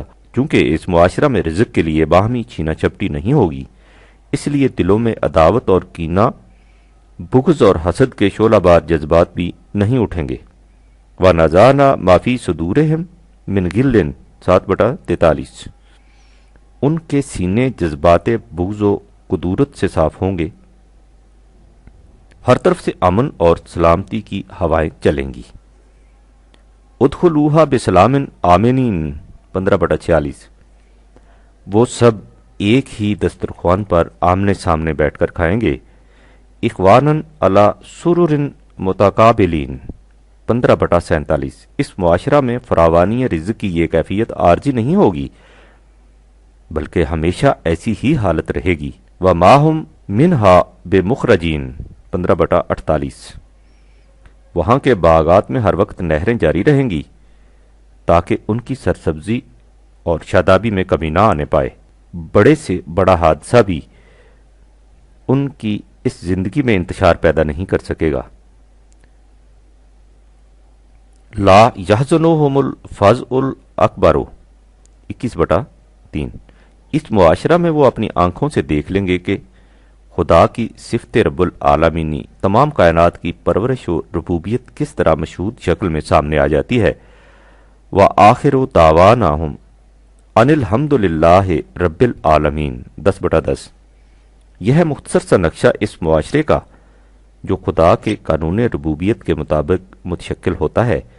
اس معاشرہ کے پورے خط و خال اور تفصیلی کو آپ دیکھنے ہوں تو قرآن کریم کے ان مقامات کو سامنے لائیے جن میں جنت کی تفاصیل دی گئی ہیں۔ حقیقت ابھر کر سامنے آ جائے گی کہ اس معاشرہ میں انسان کس قسم کی شگفتہ اور شاداب زندگی بسر کرے گا، لیکن جب انسان ضابطۂ خدابندی کو چھوڑ دے گا تو پھر وہی پریشانیاں شروع ہو جائیں گی۔ یعنی جب انسان اپنے معاشرے کو اپنے بنائے ہوئے قانون کے مطابق متشکل کرے گا تو اس میں انسانی ذات کی نشو و نما کا تو ذکر ہی کیا، روٹی کے مسئلہ کا حل بھی کہیں نظر نہیں آئے گا۔ لیکن اگر اس معاشرہ کو قانون ربوبیت کے مطابق متشکل کرے گا تو نہ صرف یہ کہ اس کے معاشی مسائل خود بخود حل ہو جائیں گے بلکہ اس کی ذات کی نشو و نما بھی ہوتی چلی جائے گی۔ اس سے آپ نے یہ بھی دیکھ لیا کہ نظام ربوبیت نہ محض روحانی مسئلہ ہے اور نہ ہی محض معاشی، اس میں معاشی اور روحانی دونوں مسائل حل ہو جاتے ہیں۔ قریبی مفاد حیات الدنیا اور مستقبل کے مفاد حیات آخرت کی انفرادی اور اجتماعی زندگی کے دونوں نظریے ہمارے سامنے آ گئے، اور ہم نے یہ بھی دیکھ لیا کہ ان دونوں نظریوں کے ماتحت جس قسم کے معاشرے متشکل ہوتے ہیں ان میں انسانی زندگی کس شکل سے بسر ہوتی ہے۔ اب یہ دیکھیے کہ قرآن کریم ان دونوں نظریوں اور معاشروں کو کس کس انداز سے مقابلہ کرتے ہوئے سامنے لاتا ہے۔ حقیقت یہ ہے کہ چونکہ قرآن کی ساری تعلیم کا منتہا و مقصود قانون ربوبیت کے مطابق معاشرے کا قیام ہے، اس لیے پورا قرآن ان ہی تفاصیل سے بھرا پڑا ہے۔ کہیں ان نظریوں کے اصول و مبانی کا ذکر ہے، کہیں آفاقی کائنات کی مشینری کی مثالوں سے سمجھایا گیا ہے کہ وہاں یہی قانون ربوبیت کس نظم و ضبط اور حسن و خوبی سے کار فرما ہے، کہیں امم سابقہ کی تاریخی یادداشتوں سے بتایا گیا ہے کہ دیکھو انفرادی مفاد زندگی پر مبنی معاشرہ کا انجام کیا ہوا۔ قرآن کی خصوصیت یہ ہے کہ وہ اپنے کسی دعویٰ کو اندھے عقیدے کے طور پر منوانا نہیں چاہتا، وہ ہر دعویٰ کی تائید میں دلیل و برہان پیش کرتا ہے۔ وہ کہتا ہے کہ تم میرے دعاوی کو علم و بصیرت کی میزان میں تولو تو پھر دیکھو کہ ان کا وزن کیا نکلتا ہے۔ اگر یہ اس میزان پر پورے اتریں تو انہیں مانو۔ اس کے ساتھ ہی وہ یہ بھی کہتا ہے کہ جب میں کسی دعوے کو بلا دلیل و برہان نہیں منواتا تو تمہارے لیے بھی یہ مناسب نہیں کہ تم ان کا انکار بلا دلیل و برہان یوں ہی سرہلا کر دو۔ اگر تم ان دعاوی کو جھٹلاتے ہو تو ہاتو برہانکم ان کنتم صادقین 27/64، تم اپنے دعوے کی تائید میں دلیل پیش کرو۔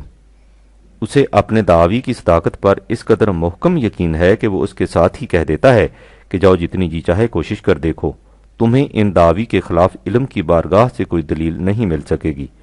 لا برہان لاہو 23/117، کتنا بڑا ہے یہ دعویٰ اور کس قدر حتم و یقین کے ساتھ اسے پیش کیا گیا ہے۔ یہ اس لیے کہ وہ کہتا ہے کہ قرآنی دعوی محض ظنوں کے آس پر مبنی نہیں، علم و حکمت پر مبنی ہے، اس لیے اسے علم کی شہادت سے گھبرانے کی ضرورت نہیں۔ یہی وجہ ہے کہ وہ بار بار ان لوگوں کی زجر و توبیخ کرتا ہے جو علم و برہان سے کام نہیں لیتے اور محض ظن و تخمین اور اسلاف کی تقلید کی بنا پر قرآنی دعوی سے انکار کر دیتے ہیں۔ اس تمہید کے بعد آگے بڑھیے اور دیکھیے کہ ان دونوں نظریوں کے متعلق قرآن کیا کہتا ہے۔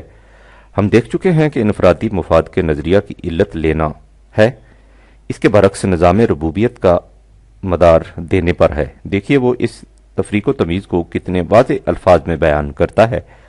وہ کہتا ہے کہ تم اس جہان کارزار میں بڑی جد و جہد کرتے ہو لیکن تمہاری کوششوں کے رخ مختلف سمتوں میں ہوتے ہیں۔ ان سعیکم لشتی 92/4، ان مختلف سمتوں کی چھوٹی چھوٹی شاخیں کتنی ہی زیادہ کیوں نہ ہوں، آخر الامر یہ دو بڑی شاخوں میں بڑھ جاتی ہیں، ایک شاخ ہے دینے کی اور ایک شاخ ہے لینے کی۔ تو یاد رکھو جس نے دینا سیکھا اور اس طرح اپنی محنت کے ماحصل کو خدا کے قانون ربوبیت کے ساتھ ہم آہنگ کر لیا، فَأَمَّا مَنْ آتَ وَاتَّقَى 92/5، اور یوں معاشرہ کے توازن کو برقرار رکھ کر اپنے نظریہ زندگی کو سچ کر دکھایا، وَصَدَّقَ بِالْحُسْنَى 92/6، تو اس کا نتیجہ یہ ہوگا کہ اس پر فراوانی اور آسانی کی راہیں کھول دی جائیں گی۔ فاسا نویسرہ للیسرا 92/7۔ یہ ہے ایک نظریہ زندگی اور اس کا نتیجہ۔ اس کے برعکس جس نے دوسرا نظریہ زندگی اختیار کیا اور سب کچھ سمیٹ کر اپنے لیے رکھنے کی فکر میں لگ گیا اور سمجھ بیٹھا کہ اب ہر شے سے بے نیاز ہو چکا ہوں، وَأَمَّا مَن بَخِلَ وَاسْتَغْنَىٰ 92/8، اور اس طرح اس نے اپنے معاشرہ کے توازن کو بگاڑ دیا، وَكَذَّبَ بِالْحُسْنَىٰ 92/2، تو اس کا نتیجہ یہ نکلے گا کہ اس پر مشقت اور اسرت کی راہیں آسان ہو جائیں گی۔ فَسَنُيَسِّرُهُ لِلْعُسْرَىٰ 92/10، لیکن اس قسم کا ناہموار معاشرہ زیادہ دیر تک قائم نہیں رہ سکے گا۔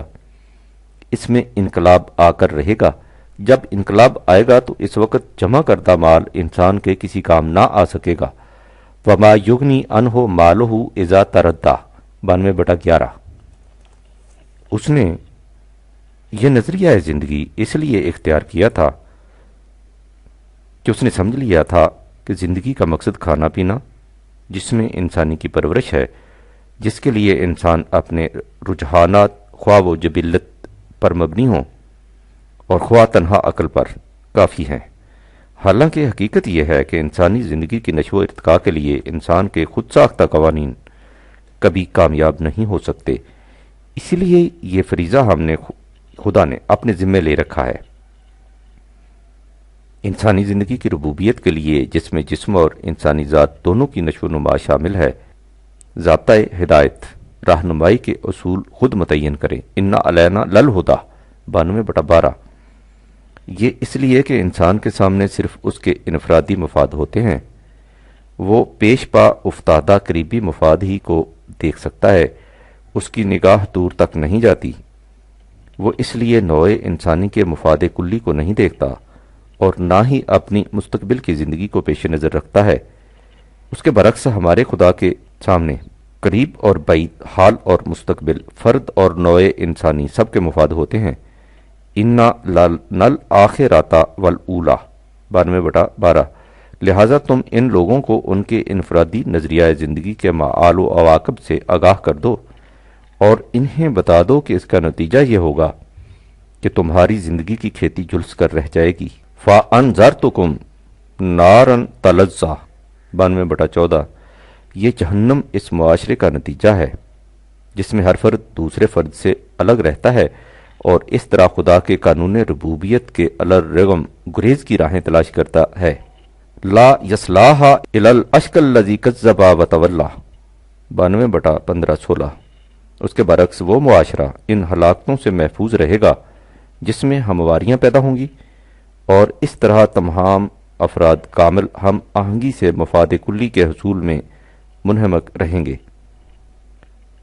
وَسَيُجَنَّبُهَا الْأَتْقَىٰ 92/17۔ اس معاشرہ میں ہر فرد کی کوشش یہ ہوگی کہ وہ اپنی محنت کا ماحصل دوسروں کو دے اور اس طرح ان کی نشو و نما کا سامان بہم پہنچائے اور بالواسطہ خود اپنی ذات کی نشو و نما کرے۔ الذی یؤتی مالہ یتزکی 92/18۔ اس معاشرہ میں کوئی شخص خدا کی بخشائش نمائے خداوندی کا معاوضہ نہیں چاہے گا، بلکہ انہیں نوع انسانی کی ربوبیت اعلیٰ کے مقصد کے حصول میں صرف کرتا جائے گا۔ وما لأحد عنده من نعمت تجزی الا ابتغاء وجہ ربہ الاعلی 92/19-20۔ اس معاشرہ کے حسین و درخشندہ نتائج فوراً سامنے آ جائیں گے۔ ولسوف یرضی 92/21۔ آگے بڑھنے سے پہلے ایک نقطہ پر مزید غور کرنا ضروری ہے جو مندرجہ بالا آیات میں بیان کیا گیا ہے۔ اللہ تعالیٰ نے کہا ہے کہ تمہاری عقل تمہاری رہنمائی کے لیے کافی نہیں، رہنمائی ہم ہی دے سکتے ہیں۔ وَإِنَّا عَلَيْنَا لَلْهُدَىٰ 92/12۔ یہ نقطہ قرآنی تعلیم کا نقطہ ماسکہ ہے اور یہیں سے وحی کی ضرورت واضح ہو جاتی ہے۔ ہم دیکھ چکے ہیں کہ ہر فرد کی عقل کا تقاضا اس کے اپنے مفاد کا تحفظ ہے اور اسی طرح ہر قوم کا تقاضا اس قوم گروپ کے مفاد کا تحفظ ہے۔ حقیقت یہ ہے کہ فرد اپنے آپ کو گروپ کے ساتھ متمسک ہی اس لیے کرتا ہے کہ وہ دیکھتا ہے کہ گروپ کے ساتھ رہنے میں وہ زیادہ محفوظ ہو جاتا ہے۔ نہ فرد کی عقل کسی دوسرے فرد کا مقابلہ سوچ سکتی ہے، نہ قوم گروپ کی عقل کسی دوسری قوم گروپ کے مفاد کا خیال رکھ سکتی ہے۔ مفاد غیر کا تحفظ عقل کے بس کی چیز نہیں۔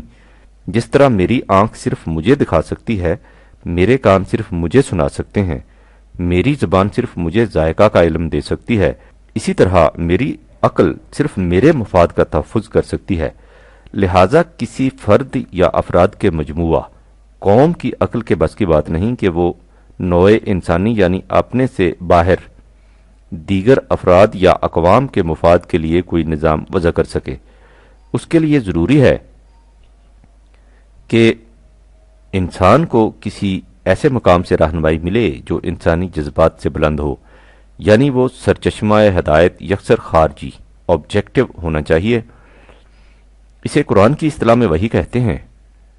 یہی وجہ ہے کہ قرآن نے کہا ہے کہ اس قسم کا نظام ربوبیت قائم کرنے کے لیے تمہاری عقل کافی نہیں،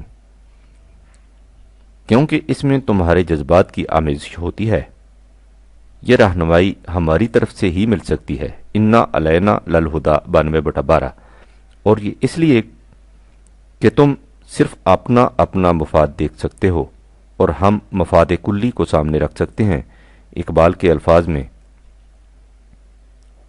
عقل خود میں غافل از بہبود غیر، سود خود بیند نہ بیند سود غیر، وہی حق بنیندہ سود ہما، در نگاہش سود و بہبود ہما۔ اب آپ پھر اسی موضوع کو سامنے لائیے جو پیچھے سے چلا آ رہا ہے۔ اس حقیقت کو قرآن نے سورہ روم میں دوسرے انداز میں بیان کیا ہے۔ وہ کہتا ہے کہ قریبی مفاد خواہش اس قدر پیش پا افتادہ اور ابھرے ہوئے ہوتے ہیں کہ لوگ ان کی طرف کشاں کشاں چلے جاتے ہیں اور مستقبل کے مفاد کا تصور ان کی نگاہوں سے اوجھل ہو جاتا ہے۔ یعلمون ظاہرا من الحیات الدنیا وہم عن الآخرۃ ہم الغافلون 30/7۔ لیکن اگر یہ ذرا بھی غور و فکر سے کام لیں اور اپنے میلانات و قیاسات سے کام لینے کی بجائے علم و تحقیق کی بارگاہ سے پوچھیں تو انہیں وہاں سے یہی جواب ملے گا کہ زندگی کا راز مستقبل کے مفاد کلی کے نظریہ میں ہے، نہ کہ انفرادی مفاد کے پروگرام میں۔ دنیا میں یوں تو علوم و فنون کے سینکڑوں شعبے ہیں، لیکن اگر انہیں سمٹا لیں تو یہ 3 اصولی شاخوں میں بٹ جاتے ہیں۔ علم خواہش یعنی انسان کا اپنے آپ سے متعلق علم، اس میں میڈیسن، فلسفہ اور سائیکالوجی وغیرہ آ جاتے ہیں۔ علم کائنات جس میں سائنس کے تمام شعبے آ جاتے ہیں، اور نوع انسانی کی تاریخ۔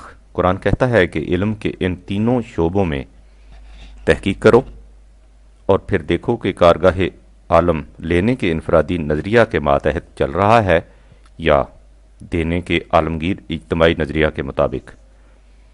سب سے پہلے خود انسان کو لیجئے، اولم یتفکروا فی انفسہم، ذرا دیکھو کہ جسم انسانی میں کس طرح ہر عضو اور اس کا ہر حصہ اس کوشش میں لگا ہوا ہے کہ جو کچھ اس کے پاس آئے وہ اسے دوسروں تک پہنچا دے۔ معدہ، جگر، پھیپھڑے، دل، دماغ، شریان، وریدیں، حتیٰ کہ ذرا ذرا سے خلیے، سیلز، سب کے سب دن اور رات اسی کوشش میں سرگرداں ہیں کہ جو کچھ ان کے پاس آئے اس میں اپنی محنت کو شامل کر کے جلد سے جلد دوسروں تک پہنچا دیں۔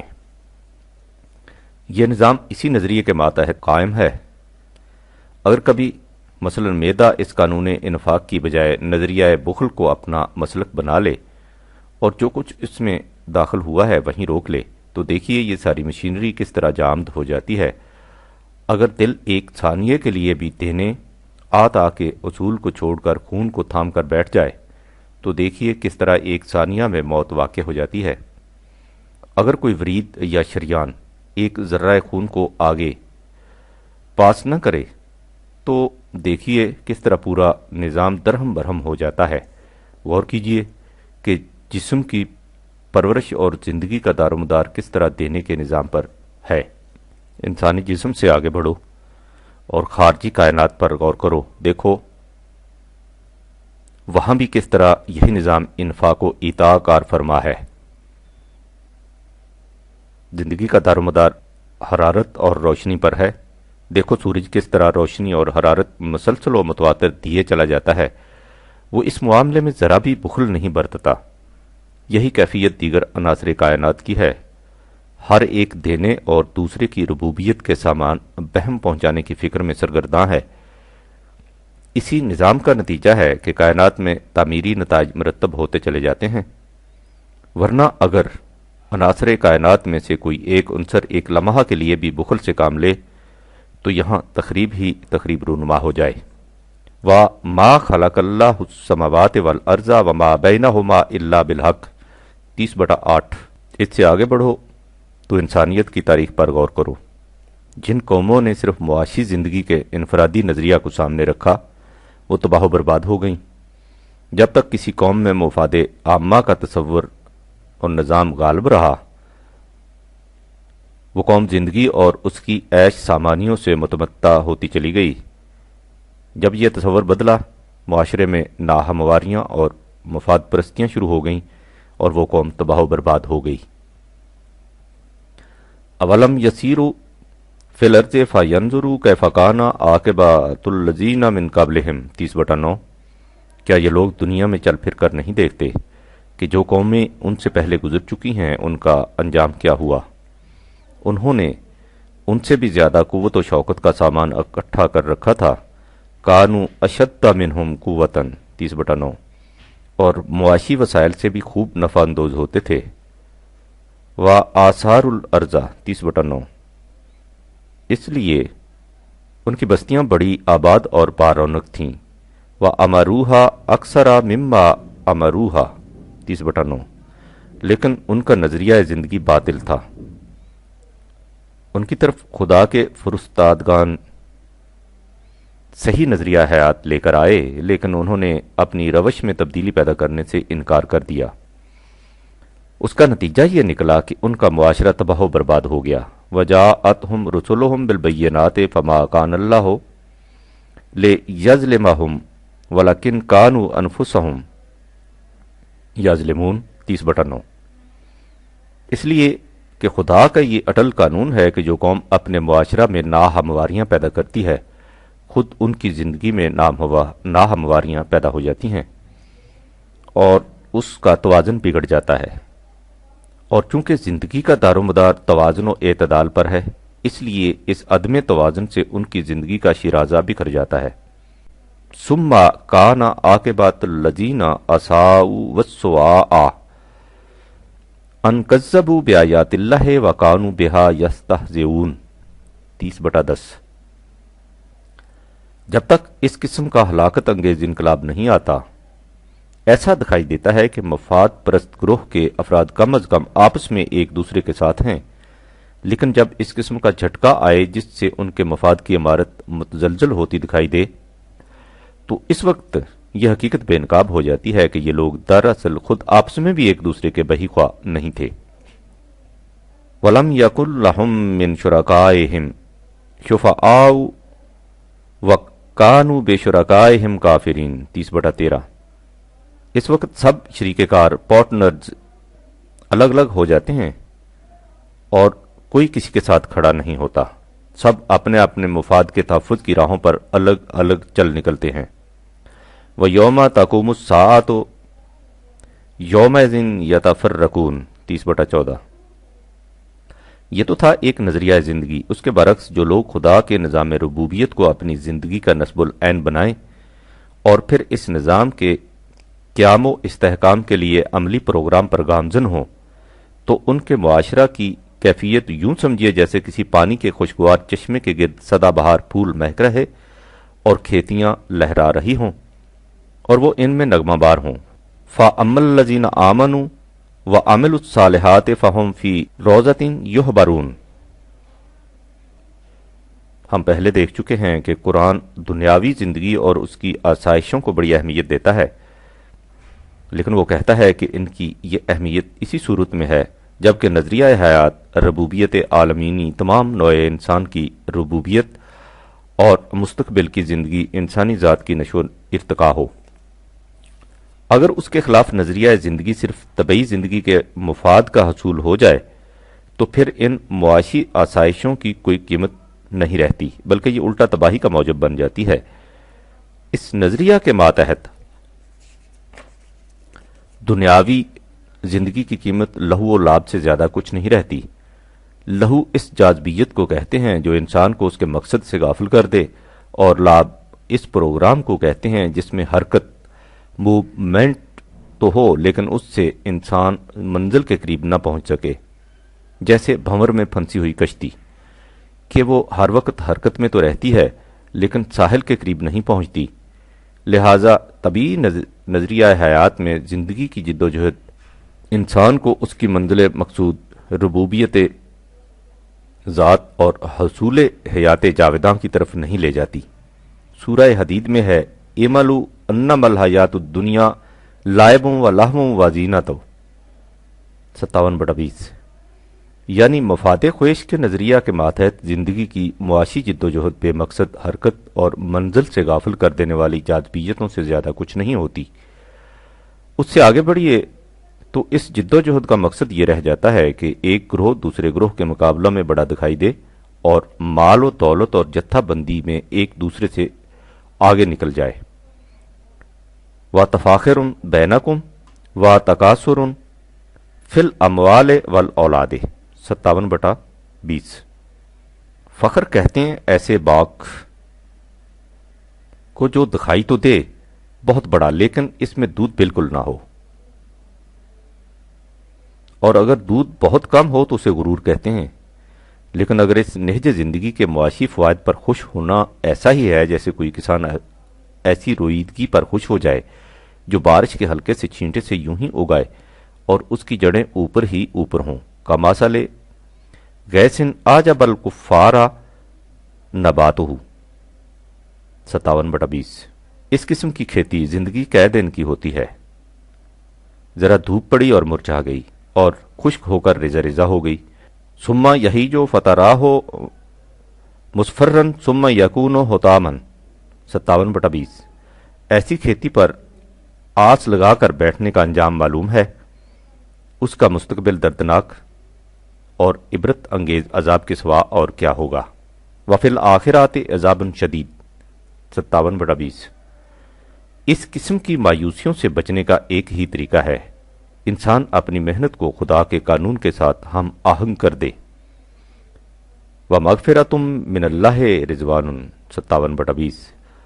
اگر ایسا نہ کیا جائے اور زندگی کا مقصد محض طبیعی مفاد خوش رکھا جائے تو جیسا کہ کہا جا چکا ہے اس روش کا ماحصل ایسی متاع ہے جو صرف دیکھنے میں بڑی نظر آتی ہے، حقیقت میں کچھ نہیں۔ وَمَا الْحَيَاةُ الدُّنْيَا إِلَّا مَتَاعُ الْغُرُورِ۔ اس کے بعد قرآن کہتا ہے کہ ہم جانتے ہیں کہ ایک دوسرے سے بڑھ جانے کا جذبہ تمہارے دل کی گہرائیوں میں جاگزیں ہے۔ ہم اس جذبہ کو کچلنا نہیں چاہتے اس لیے کہ اس میں استحکام خودی کا راز پوشیدہ ہے، لیکن ہم اس کے لیے میدان دوسرا تجویز کرتے ہیں۔ ایک دوسرے سے آگے بڑھنا چاہتے ہو تو اس نظام کے قیام کی کوشش میں آگے بڑھو جو ربوبیت عامہ کی بنا پر تمام انسانیت کی حفاظت کا سامان بہم پہنچائے۔ سابقوا الی مغفرۃ من ربکم 57/21۔ اور اس طرح وہ جنت تمہارے سامنے مشہود ہو جائے جو زمان و مکان کی حدود سے ماوراء ہے۔ وَجَنَّةٍ عَرْضُهَا كَعَرْضِ السَّمَاءِ وَالْأَرْضِ 57/21۔ اور جو اس نظام کا عملی نتیجہ ہوتی ہے جو خدا کے بھیجے ہوئے قانون کے ذریعے متشکل ہوتا ہے۔ اُعِدَّتْ لِلَّذِينَ آمَنُوا بِاللَّهِ وَرُسُلِهِ 57/21۔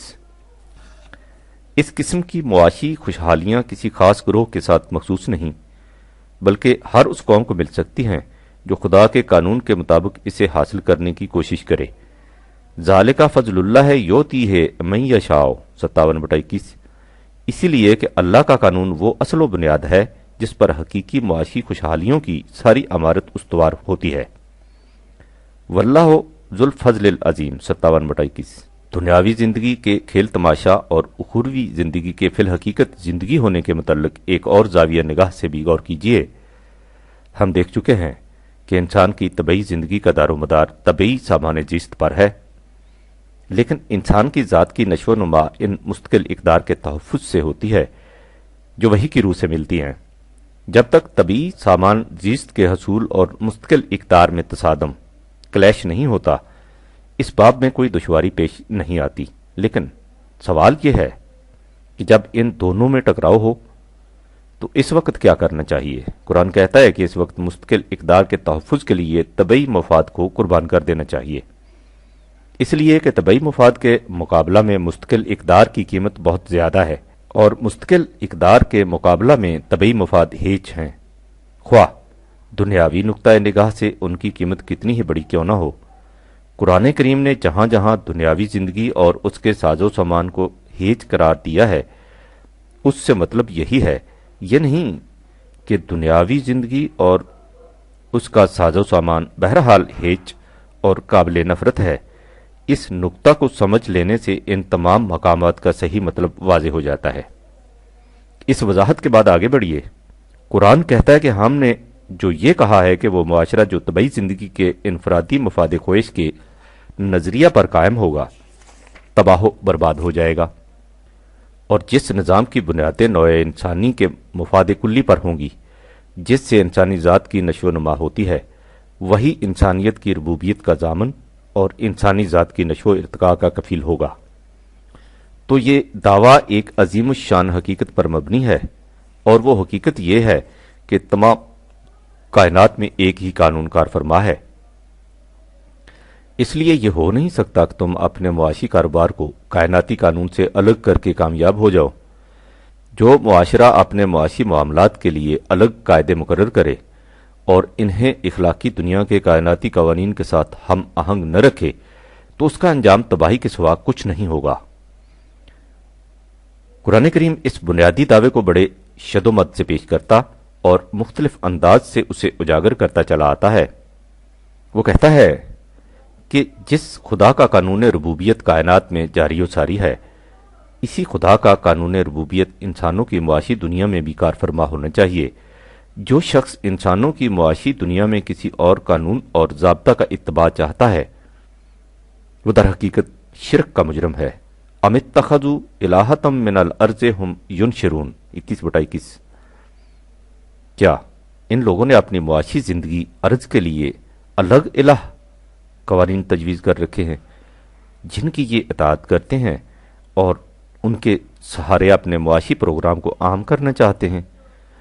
اگر ان کی یہی روش زندگی ہے تو انہیں سن رکھنا چاہیے کہ اگر انسان کی معاشی زندگی میں کوئی اور قوانین نافذ ہوں اور کائناتی زندگی میں اور، تو اس کا نتیجہ فساد کے سوا کچھ نہ ہوگا۔ لو کان فیہما آلہۃ الا اللہ لفسدتا 21/22۔ تمام کائنات اور انسانوں کی دنیا کی مرکزی ربوبیت کا مالک و قادر ایک خدا ہے جس کا عالمگیر قانون ہر جگہ نافذ العمل ہے۔ وہ خدا ان لوگوں کے اس قسم کے مشرکانہ تصورات سے بہت بلند ہے۔ فسبحان اللہ رب العرش عما یصفون 21/22۔ یہ دعویٰ کہ کائنات میں ایک ہی قانون کار فرما ہے، دور حاضر کے مفکرین کے نزدیک حقیقت ثابتہ بن چکا ہے۔ اس باب میں ہینس ریسٹ لکھتا ہے، یہ نظریہ کہ تمام کائنات ایک منظم وحدت ہے، وحدت نظم، مونزم آف آرڈر کی اصطلاح سے تعبیر کیا جاتا ہے۔ وحدت نظم کا یہ تصور کائنات کے متعلق دیگر تمام تصورات کو منسوخ کر دیتا ہے۔ اس کی روح سے کائنات کے مختلف شعبوں میں الگ الگ نظام باقی نہیں رہتے، تمام کی تمام کائنات وحدت نظم کی مظہر بن جاتی ہے۔ اس وحدت نظم کے پیش نظر قوانین فطرت کے تصور میں بھی تبدیلی ضروری ہو جاتی ہے، کیونکہ اس صورت میں فطرت میں متعدد قوانین نہیں بلکہ ایک ہی قانون کار فرما نظر آئے گا۔ ایک اور ممتاز سائنسدان اس باب میں لکھتا ہے، جوں جوں ہم عناصر اور ان کے مرکبات کے متعلق قوانین کا مطالعہ کرتے ہیں، یہ حقیقت اور بھی واضح ہو جاتی ہے کہ ساری کائنات میں ایک ہی قانون نافذ العمل ہے۔ لہٰذا یہ تصور کہ کائناتی زندگی میں اور قانون کار فرما ہے اور انسان کی معاشی زندگی کسی اور قانون کے تابع ہونی چاہیے، یکسر باطل ہے۔ قرآن کہتا ہے کہ اس قسم کا تصور رکھنے والے لوگ صرف وہی نہیں جو خدا کی ہستی کے منکر ایتھسسٹ ہیں، ان میں وہ لوگ بھی شامل ہیں جو یہ تو مانتے ہیں کہ کائنات میں خدا کا قانون نافذ ہے، لیکن اپنی معاشی زندگی کو اپنے خود ساختہ قوانین کے تابع رکھتے ہیں۔ سورہ عنکبوت میں ہے کہ اگر ان لوگوں سے پوچھو کہ کائنات کو کس نے پیدا کیا ہے اور چاند اور سورج کس کے قانون کے تابع مصروف خرام ہیں، تو یہ کہہ دیں گے کہ یہ سب کچھ اللہ کے قانون کے مطابق ہو رہا ہے۔ 29/61۔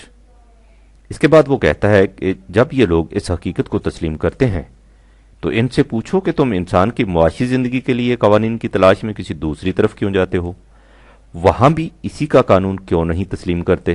69/62۔ اس سے اگلی آیت میں ہے کہ اگر ان سے پوچھو کہ بارش کس کے قانون کے مطابق برستی ہے اور زمین سے کھیتی کس نظام کے ماتحت اگتی ہے، تو یہ کہہ دیں گے کہ اللہ کے۔ 29/63۔ اس کے بعد وہ کہتا ہے کہ جب یہ لوگ اس حقیقت کو بھی تسلیم کرتے ہیں تو ان سے پوچھو کہ تم انسان کی معاشی دنیا میں انسان کا خود ساختہ نظریہ حیات، جس میں ہر فرد اپنے ہی مفاد کو پیش نظر رکھتا ہے، کیوں جاری کرنا چاہتے ہو، اور اس نظریہ پر کیوں عمل پیرا نہیں ہوتے جس کی روح سے انسانیت کا مفاد کلی اور انسان کے مستقبل کی زندگی کی کامرانیاں مقصود و منطوق بنتی ہیں۔ وہ کہتا ہے کہ خدا کو ماننا ہے تو اس کا طریقہ یہ ہے کہ جن مستقل اقدار پرماننٹ ویلیوز کے مظہر اس کی صفات اسماء ہیں، ان سب اقدار کو بنیادی اور اٹل تسلیم کیا جائے، اسی سے تمہاری ذات اور معاشرہ کے اندر حسن و نظم قائم رہ سکتا ہے۔ یہ انداز غلط ہے کہ اس کی بعض صفات کو آگے بڑھا دیا جائے اور دوسری صفات کو پیچھے ہٹا دیا جائے، یہ الحاد ہے۔ الحاد کے معنی ہے ایک طرف ہٹ جانا، جس طرح لحد ایک طرف ہٹا کر بنائی جاتی ہے۔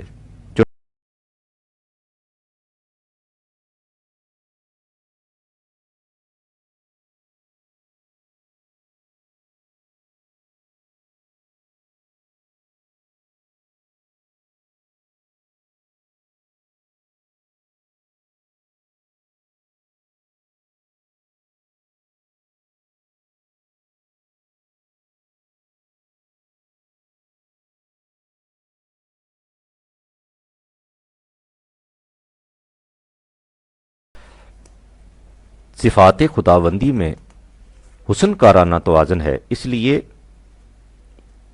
اسے ان تمام صفات کے ساتھ پکارو اور ان کو چھوڑ دو جو ان میں ایک طرف ہٹ جاتے ہیں، یعنی وہ عالم آفاق میں خدا کے قانون کو تسلیم کرتے ہیں لیکن عالم انسانیت میں دوسرے قوانین کی طرف جھک جاتے ہیں، یا انسان کی دنیا میں بعض شعبوں میں خدا کے قانون کو آگے رکھتے ہیں اور دوسرے شعبوں میں اس سے الگ ہو جاتے ہیں۔ جو لوگ معاشی دنیا میں خدا کے قانون کی جگہ اپنے قوانین کو نافذ کرنا چاہتے ہیں، انہیں سمجھ لینا چاہیے کہ مفاد خواہش کے نظریہ کے ماتحت دنیاوی زیست کا ساز و سامان لہو و لعب سے زیادہ حقیقت نہیں رکھتا۔ حقیقی زندگی اسی نظریہ سے حاصل ہوتی ہے جس میں نگاہ مستقبل اور پوری انسانیت پر رہے۔ وَهَٰذِهِ الْحَيَاةُ الدُّنْيَا إِلَّا لَهْوٌ وَلَعِبٌ وَإِنَّ الدَّارَ الْآخِرَةَ لَهِيَ الْحَيَوَانُ لَوْ كَانُوا يَعْلَمُونَ۔ 29/24۔ لہذا صحیح روش زندگی یہ ہے کہ جس خدا کا قانون کائنات میں کار فرما ہے، اسی خدا کا قانون انسان کی معاشی اور عمرانی زندگی میں کار فرما رہے۔ وَهُوَ الَّذِي فِي السَّمَاءِ إِلَٰهٌ وَفِي الْأَرْضِ إِلَٰهٌ وَهُوَ الْحَكِيمُ الْعَلِيمُ۔ 43/84۔ یہ انسان کی کوتاہ نگہی ہے جو یہ سمجھتا ہے کہ کائنات ایک بے جان مشینری ہے، اس لیے اسے تو کسی اور یعنی خدا کے قوانین کے تابع رہنا چاہیے، لیکن میں صاحب اختیار و ارادہ ہوں، اس لیے میری معاشی زندگی پر کائناتی قوانین کیوں نافذ ہوں۔ یہ اس کی غلط بینی ہے۔ قرآن کہتا ہے کہ خدا کے جس قانون تخلیق فطرت اللہ کے مطابق باقی کائنات وجود میں آئی ہے، اسی قانون کے مطابق انسان کو بھی پیدا کیا گیا ہے۔ 30/30۔ اوسپینسکی کے الفاظ میں یہ ناممکن ہے کہ ہم انسان کا مطالعہ کیے بغیر کائنات کا مطالعہ کر سکیں، اس کے ساتھ ہی یہ بھی ناممکن ہے کہ ہم انسان کا مطالعہ کائنات کے مطالعہ کیے بغیر کر سکیں۔ انسان تو کائنات کا عکس ہے اس کی تخلیق انہی قوانین کی روح سے عمل میں آئی ہے جن قوانین کی روح سے کائنات کی تخلیق عمل میں آئی ہے، لہٰذا یہ اپنی ذات کے مطالعہ سے کائنات کا مطالعہ کر سکتا ہے، یعنی ان تمام قوانین کا مطالعہ جن کے تحت سلسلہ کائنات چل رہا ہے، اس کے ساتھ ہی یہ کائنات اور اس کے قوانین کا مطالعہ کر لے گا جن کے تابع اس کی اپنی زندگی بسر ہونی چاہیے۔ یعنی انسان کی تخلیق انہی قوانین کے مطابق عمل میں آئی ہے جن کے مطابق کائنات کی تخلیق ہوئی ہے۔ اللہ کے قانون تخلیق میں کوئی تبدیلی نہیں ہوتی، یہ ایک محکم بنیادی اور توازن بدوش نظام ہے، لیکن اس کی کناہ و حقیقت صرف علم کی روح سے سمجھ میں آ سکتی ہے۔ فطرت اللہ التی نظر الناس علیہا لا تبدیل لخلق اللہ ذالک الدین القیم ولکن اکثر الناس لا یعلمون۔ اگر تم غور کرو تو یہ حقیقت نکھر کر سامنے آ جائے گی کہ کائنات کے نظام کو قائم رکھنا انسانی تخلیق کے مقابلے میں بڑا کام ہے۔ لا خلق السماوات والارض اکبر من خلق الناس ولکن اکثر الناس لا یعلمون۔ اس لیے یہ سمجھنا غلطی ہے کہ اس قدر عظیم اور محیر العقول کارگاہ کائنات تو خدا کے قانون کی گرفت میں ہے، لیکن انسان اپنی دنیا میں اپنے خود ساختہ قانون کو نافذ کر لے اور اس کے بعد توقع یہ رکھے کہ اس سے وہی نتائج مرتب ہو جائیں جو کائنات میں مرتب ہو رہے ہیں، یہ خیال خام ہے۔ قرآن واضح الفاظ میں کہتا ہے کہ جو لوگ نظام ربوبیت کو اپنی زندگی کا نصب العین بنائیں اور اس کے بعد ایسا پروگرام مرتب کریں جو انسانوں میں ہمواریاں پیدا کرنے کا موجب ہو، اور ان کے برعکس وہ لوگ جو معاشرہ میں ناہمواریاں پیدا کریں، تو ان دونوں کی زندگی کبھی ایک جیسی نہیں ہو سکتی، جس طرح ایک اندھے اور دیکھنے والے کی زندگی ایک جیسی نہیں ہو سکتی۔ وما یستوی الاعمی والبصیر والذین آمنوا وعملوا الصالحات والمسیح 40/58۔ اگر تم اور نہیں تو کم از کم انسانی تاریخ ہی کو سامنے رکھو تو یہ حقیقت تم پر واشگاف ہو جائے گی، لیکن اگر تم اتنا بھی نہیں کرتے، قلیلم ما تذکرون 40/58۔ اگر تم انسانی تاریخ کا مطالعہ کرو تو تم دیکھو گے کہ جن قوموں نے قانون خداوندی سے سرکشی برتی اور ایسے پروگرام بنائے جن سے معاشرہ میں ناہمواریاں پیدا ہو گئیں، تو ان کی ان تدبیروں کا وبال خود ان کے اوپر آ پڑا۔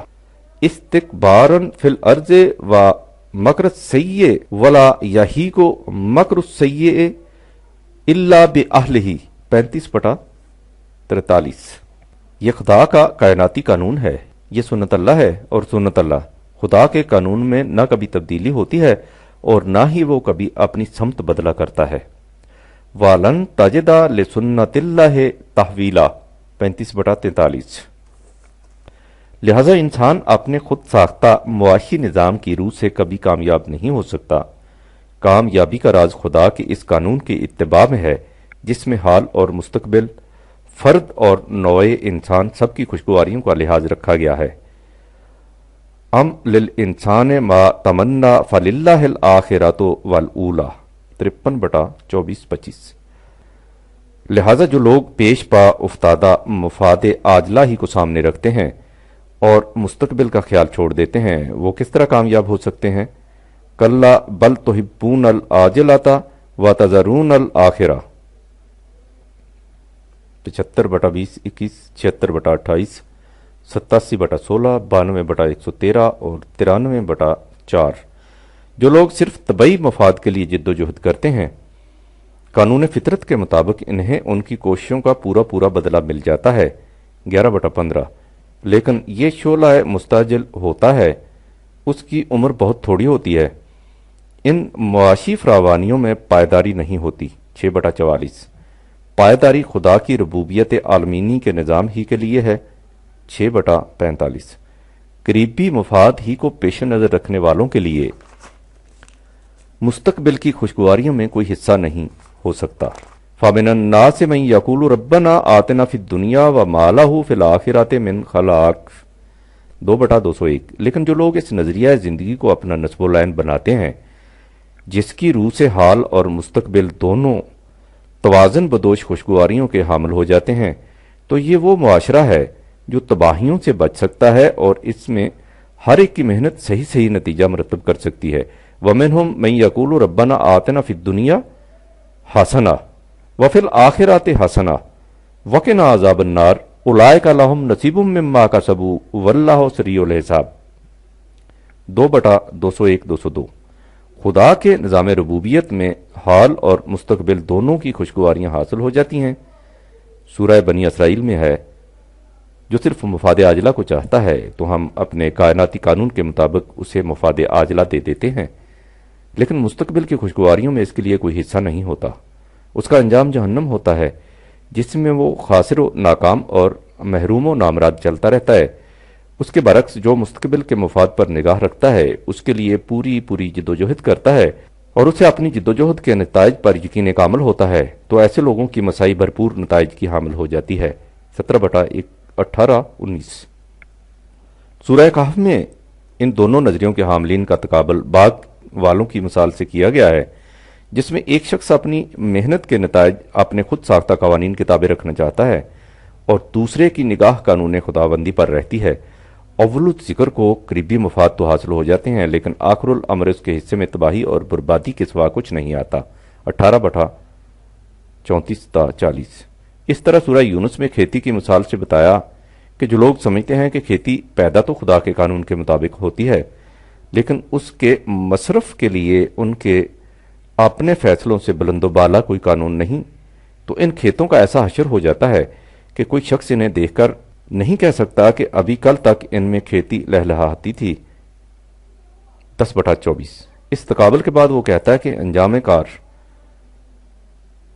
انجام کار کی سلامتی صرف خدا کے قانون ربوبیت عامہ کے مطابق ہی مل سکتی ہے۔ واللہ یدعو الی دار السلام 10/25 اسی لیے وہ بار بار کہتا ہے کہ صحیح نشو و نما کا سامان حال اور مستقبل دونوں کی ہم آہنگی ہی سے مل سکتا ہے۔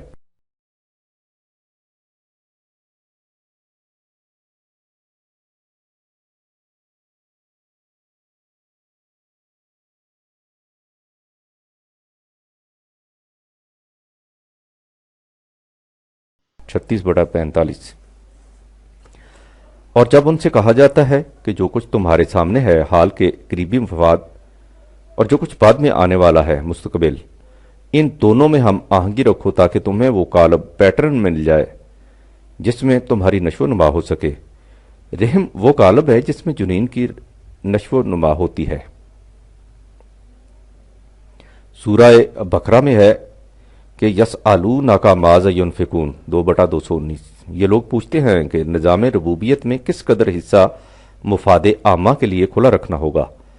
اس کے جواب میں کہا گیا کہ ان سے کہہ دو کہ اس میں پوچھنے کی کون سی بات ہے، جو کچھ تمہاری اپنی ضرورت پرورش سے زیادہ ہے وہ سب کا سب مفاد عامہ کے لیے کھلا رہے گا۔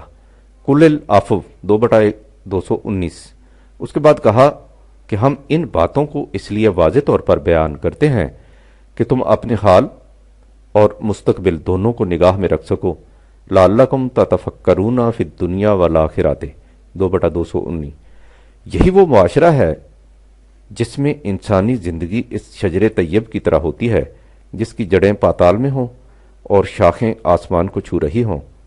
کا شجرت طیبۃ اصلھا ثابت و فرعھا فی السماء 14/24 اور جو خدا کے قانون ربوبیت کے مطابق ہمیشہ پھلوں سے لدا رہے توتی اکلھا کل حین باذن ربھا 14/25 اس طرح اللہ کا قانون ان لوگوں کو حال اور مستقبل دونوں میں ثبات عطا کر دیتا ہے۔ یثبت اللہ الذین آمنوا بالقول الثابت فی الحیات الدنیا وفی الآخرۃ 14/28 اس لیے صحیح روش زندگی یہ ہے کہ انسان اپنی نگاہ مستقبل پر رکھے۔ وَلْتَنْظُرْ نَفْسٌ مَا قَدَّمَتْ لِغَدٍ 59/18 اگر وہ ایسا کرے گا تو اس کا حال اور مستقبل دونوں روشن ہو جائیں گے۔ 4/124 جو لوگ محض قریبی مفاد پر نظر رکھتے ہیں انہیں سمجھ لینا چاہیے کہ وہی نظریہ زندگی خوشحالیوں کا ضامن ہے اور باقی رہنے والا ہو سکتا ہے جس میں نگاہ مستقبل پر رہے، بل توسرون الحیات الدنیا والآخرہ خیر و ابقا، 87/16-17، 92/13، 93/4۔ یہ صرف خدا کا نظام ربوبیت ہے جس میں حال اور مستقبل، آغاز اور انجام دونوں محمود ہو جاتے ہیں۔ وَهُوَ اللَّهُ لَا إِلَٰهَ إِلَّا هُوَ لَهُ الْحَمْدُ فِي الْأُولَىٰ وَالْآخِرَةِ وَلَهُ الْحُكْمُ وَإِلَيْهِ تُرْجَعُونَ، 28/69-70۔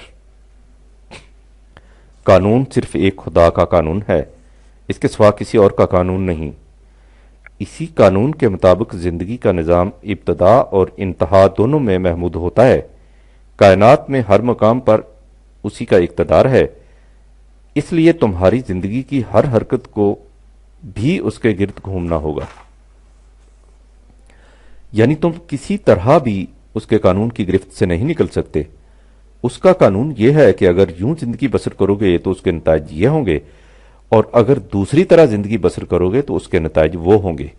یہ تو تمہارے اختیار میں ہے کہ تم کس قسم کی زندگی بسر کرنا چاہتے ہو، لیکن یہ نہیں ہو سکتا کہ تم زندگی ایک نہج کی بسر کرو اور اس کے نتائج دوسری قسم کے برآمد ہو جائیں۔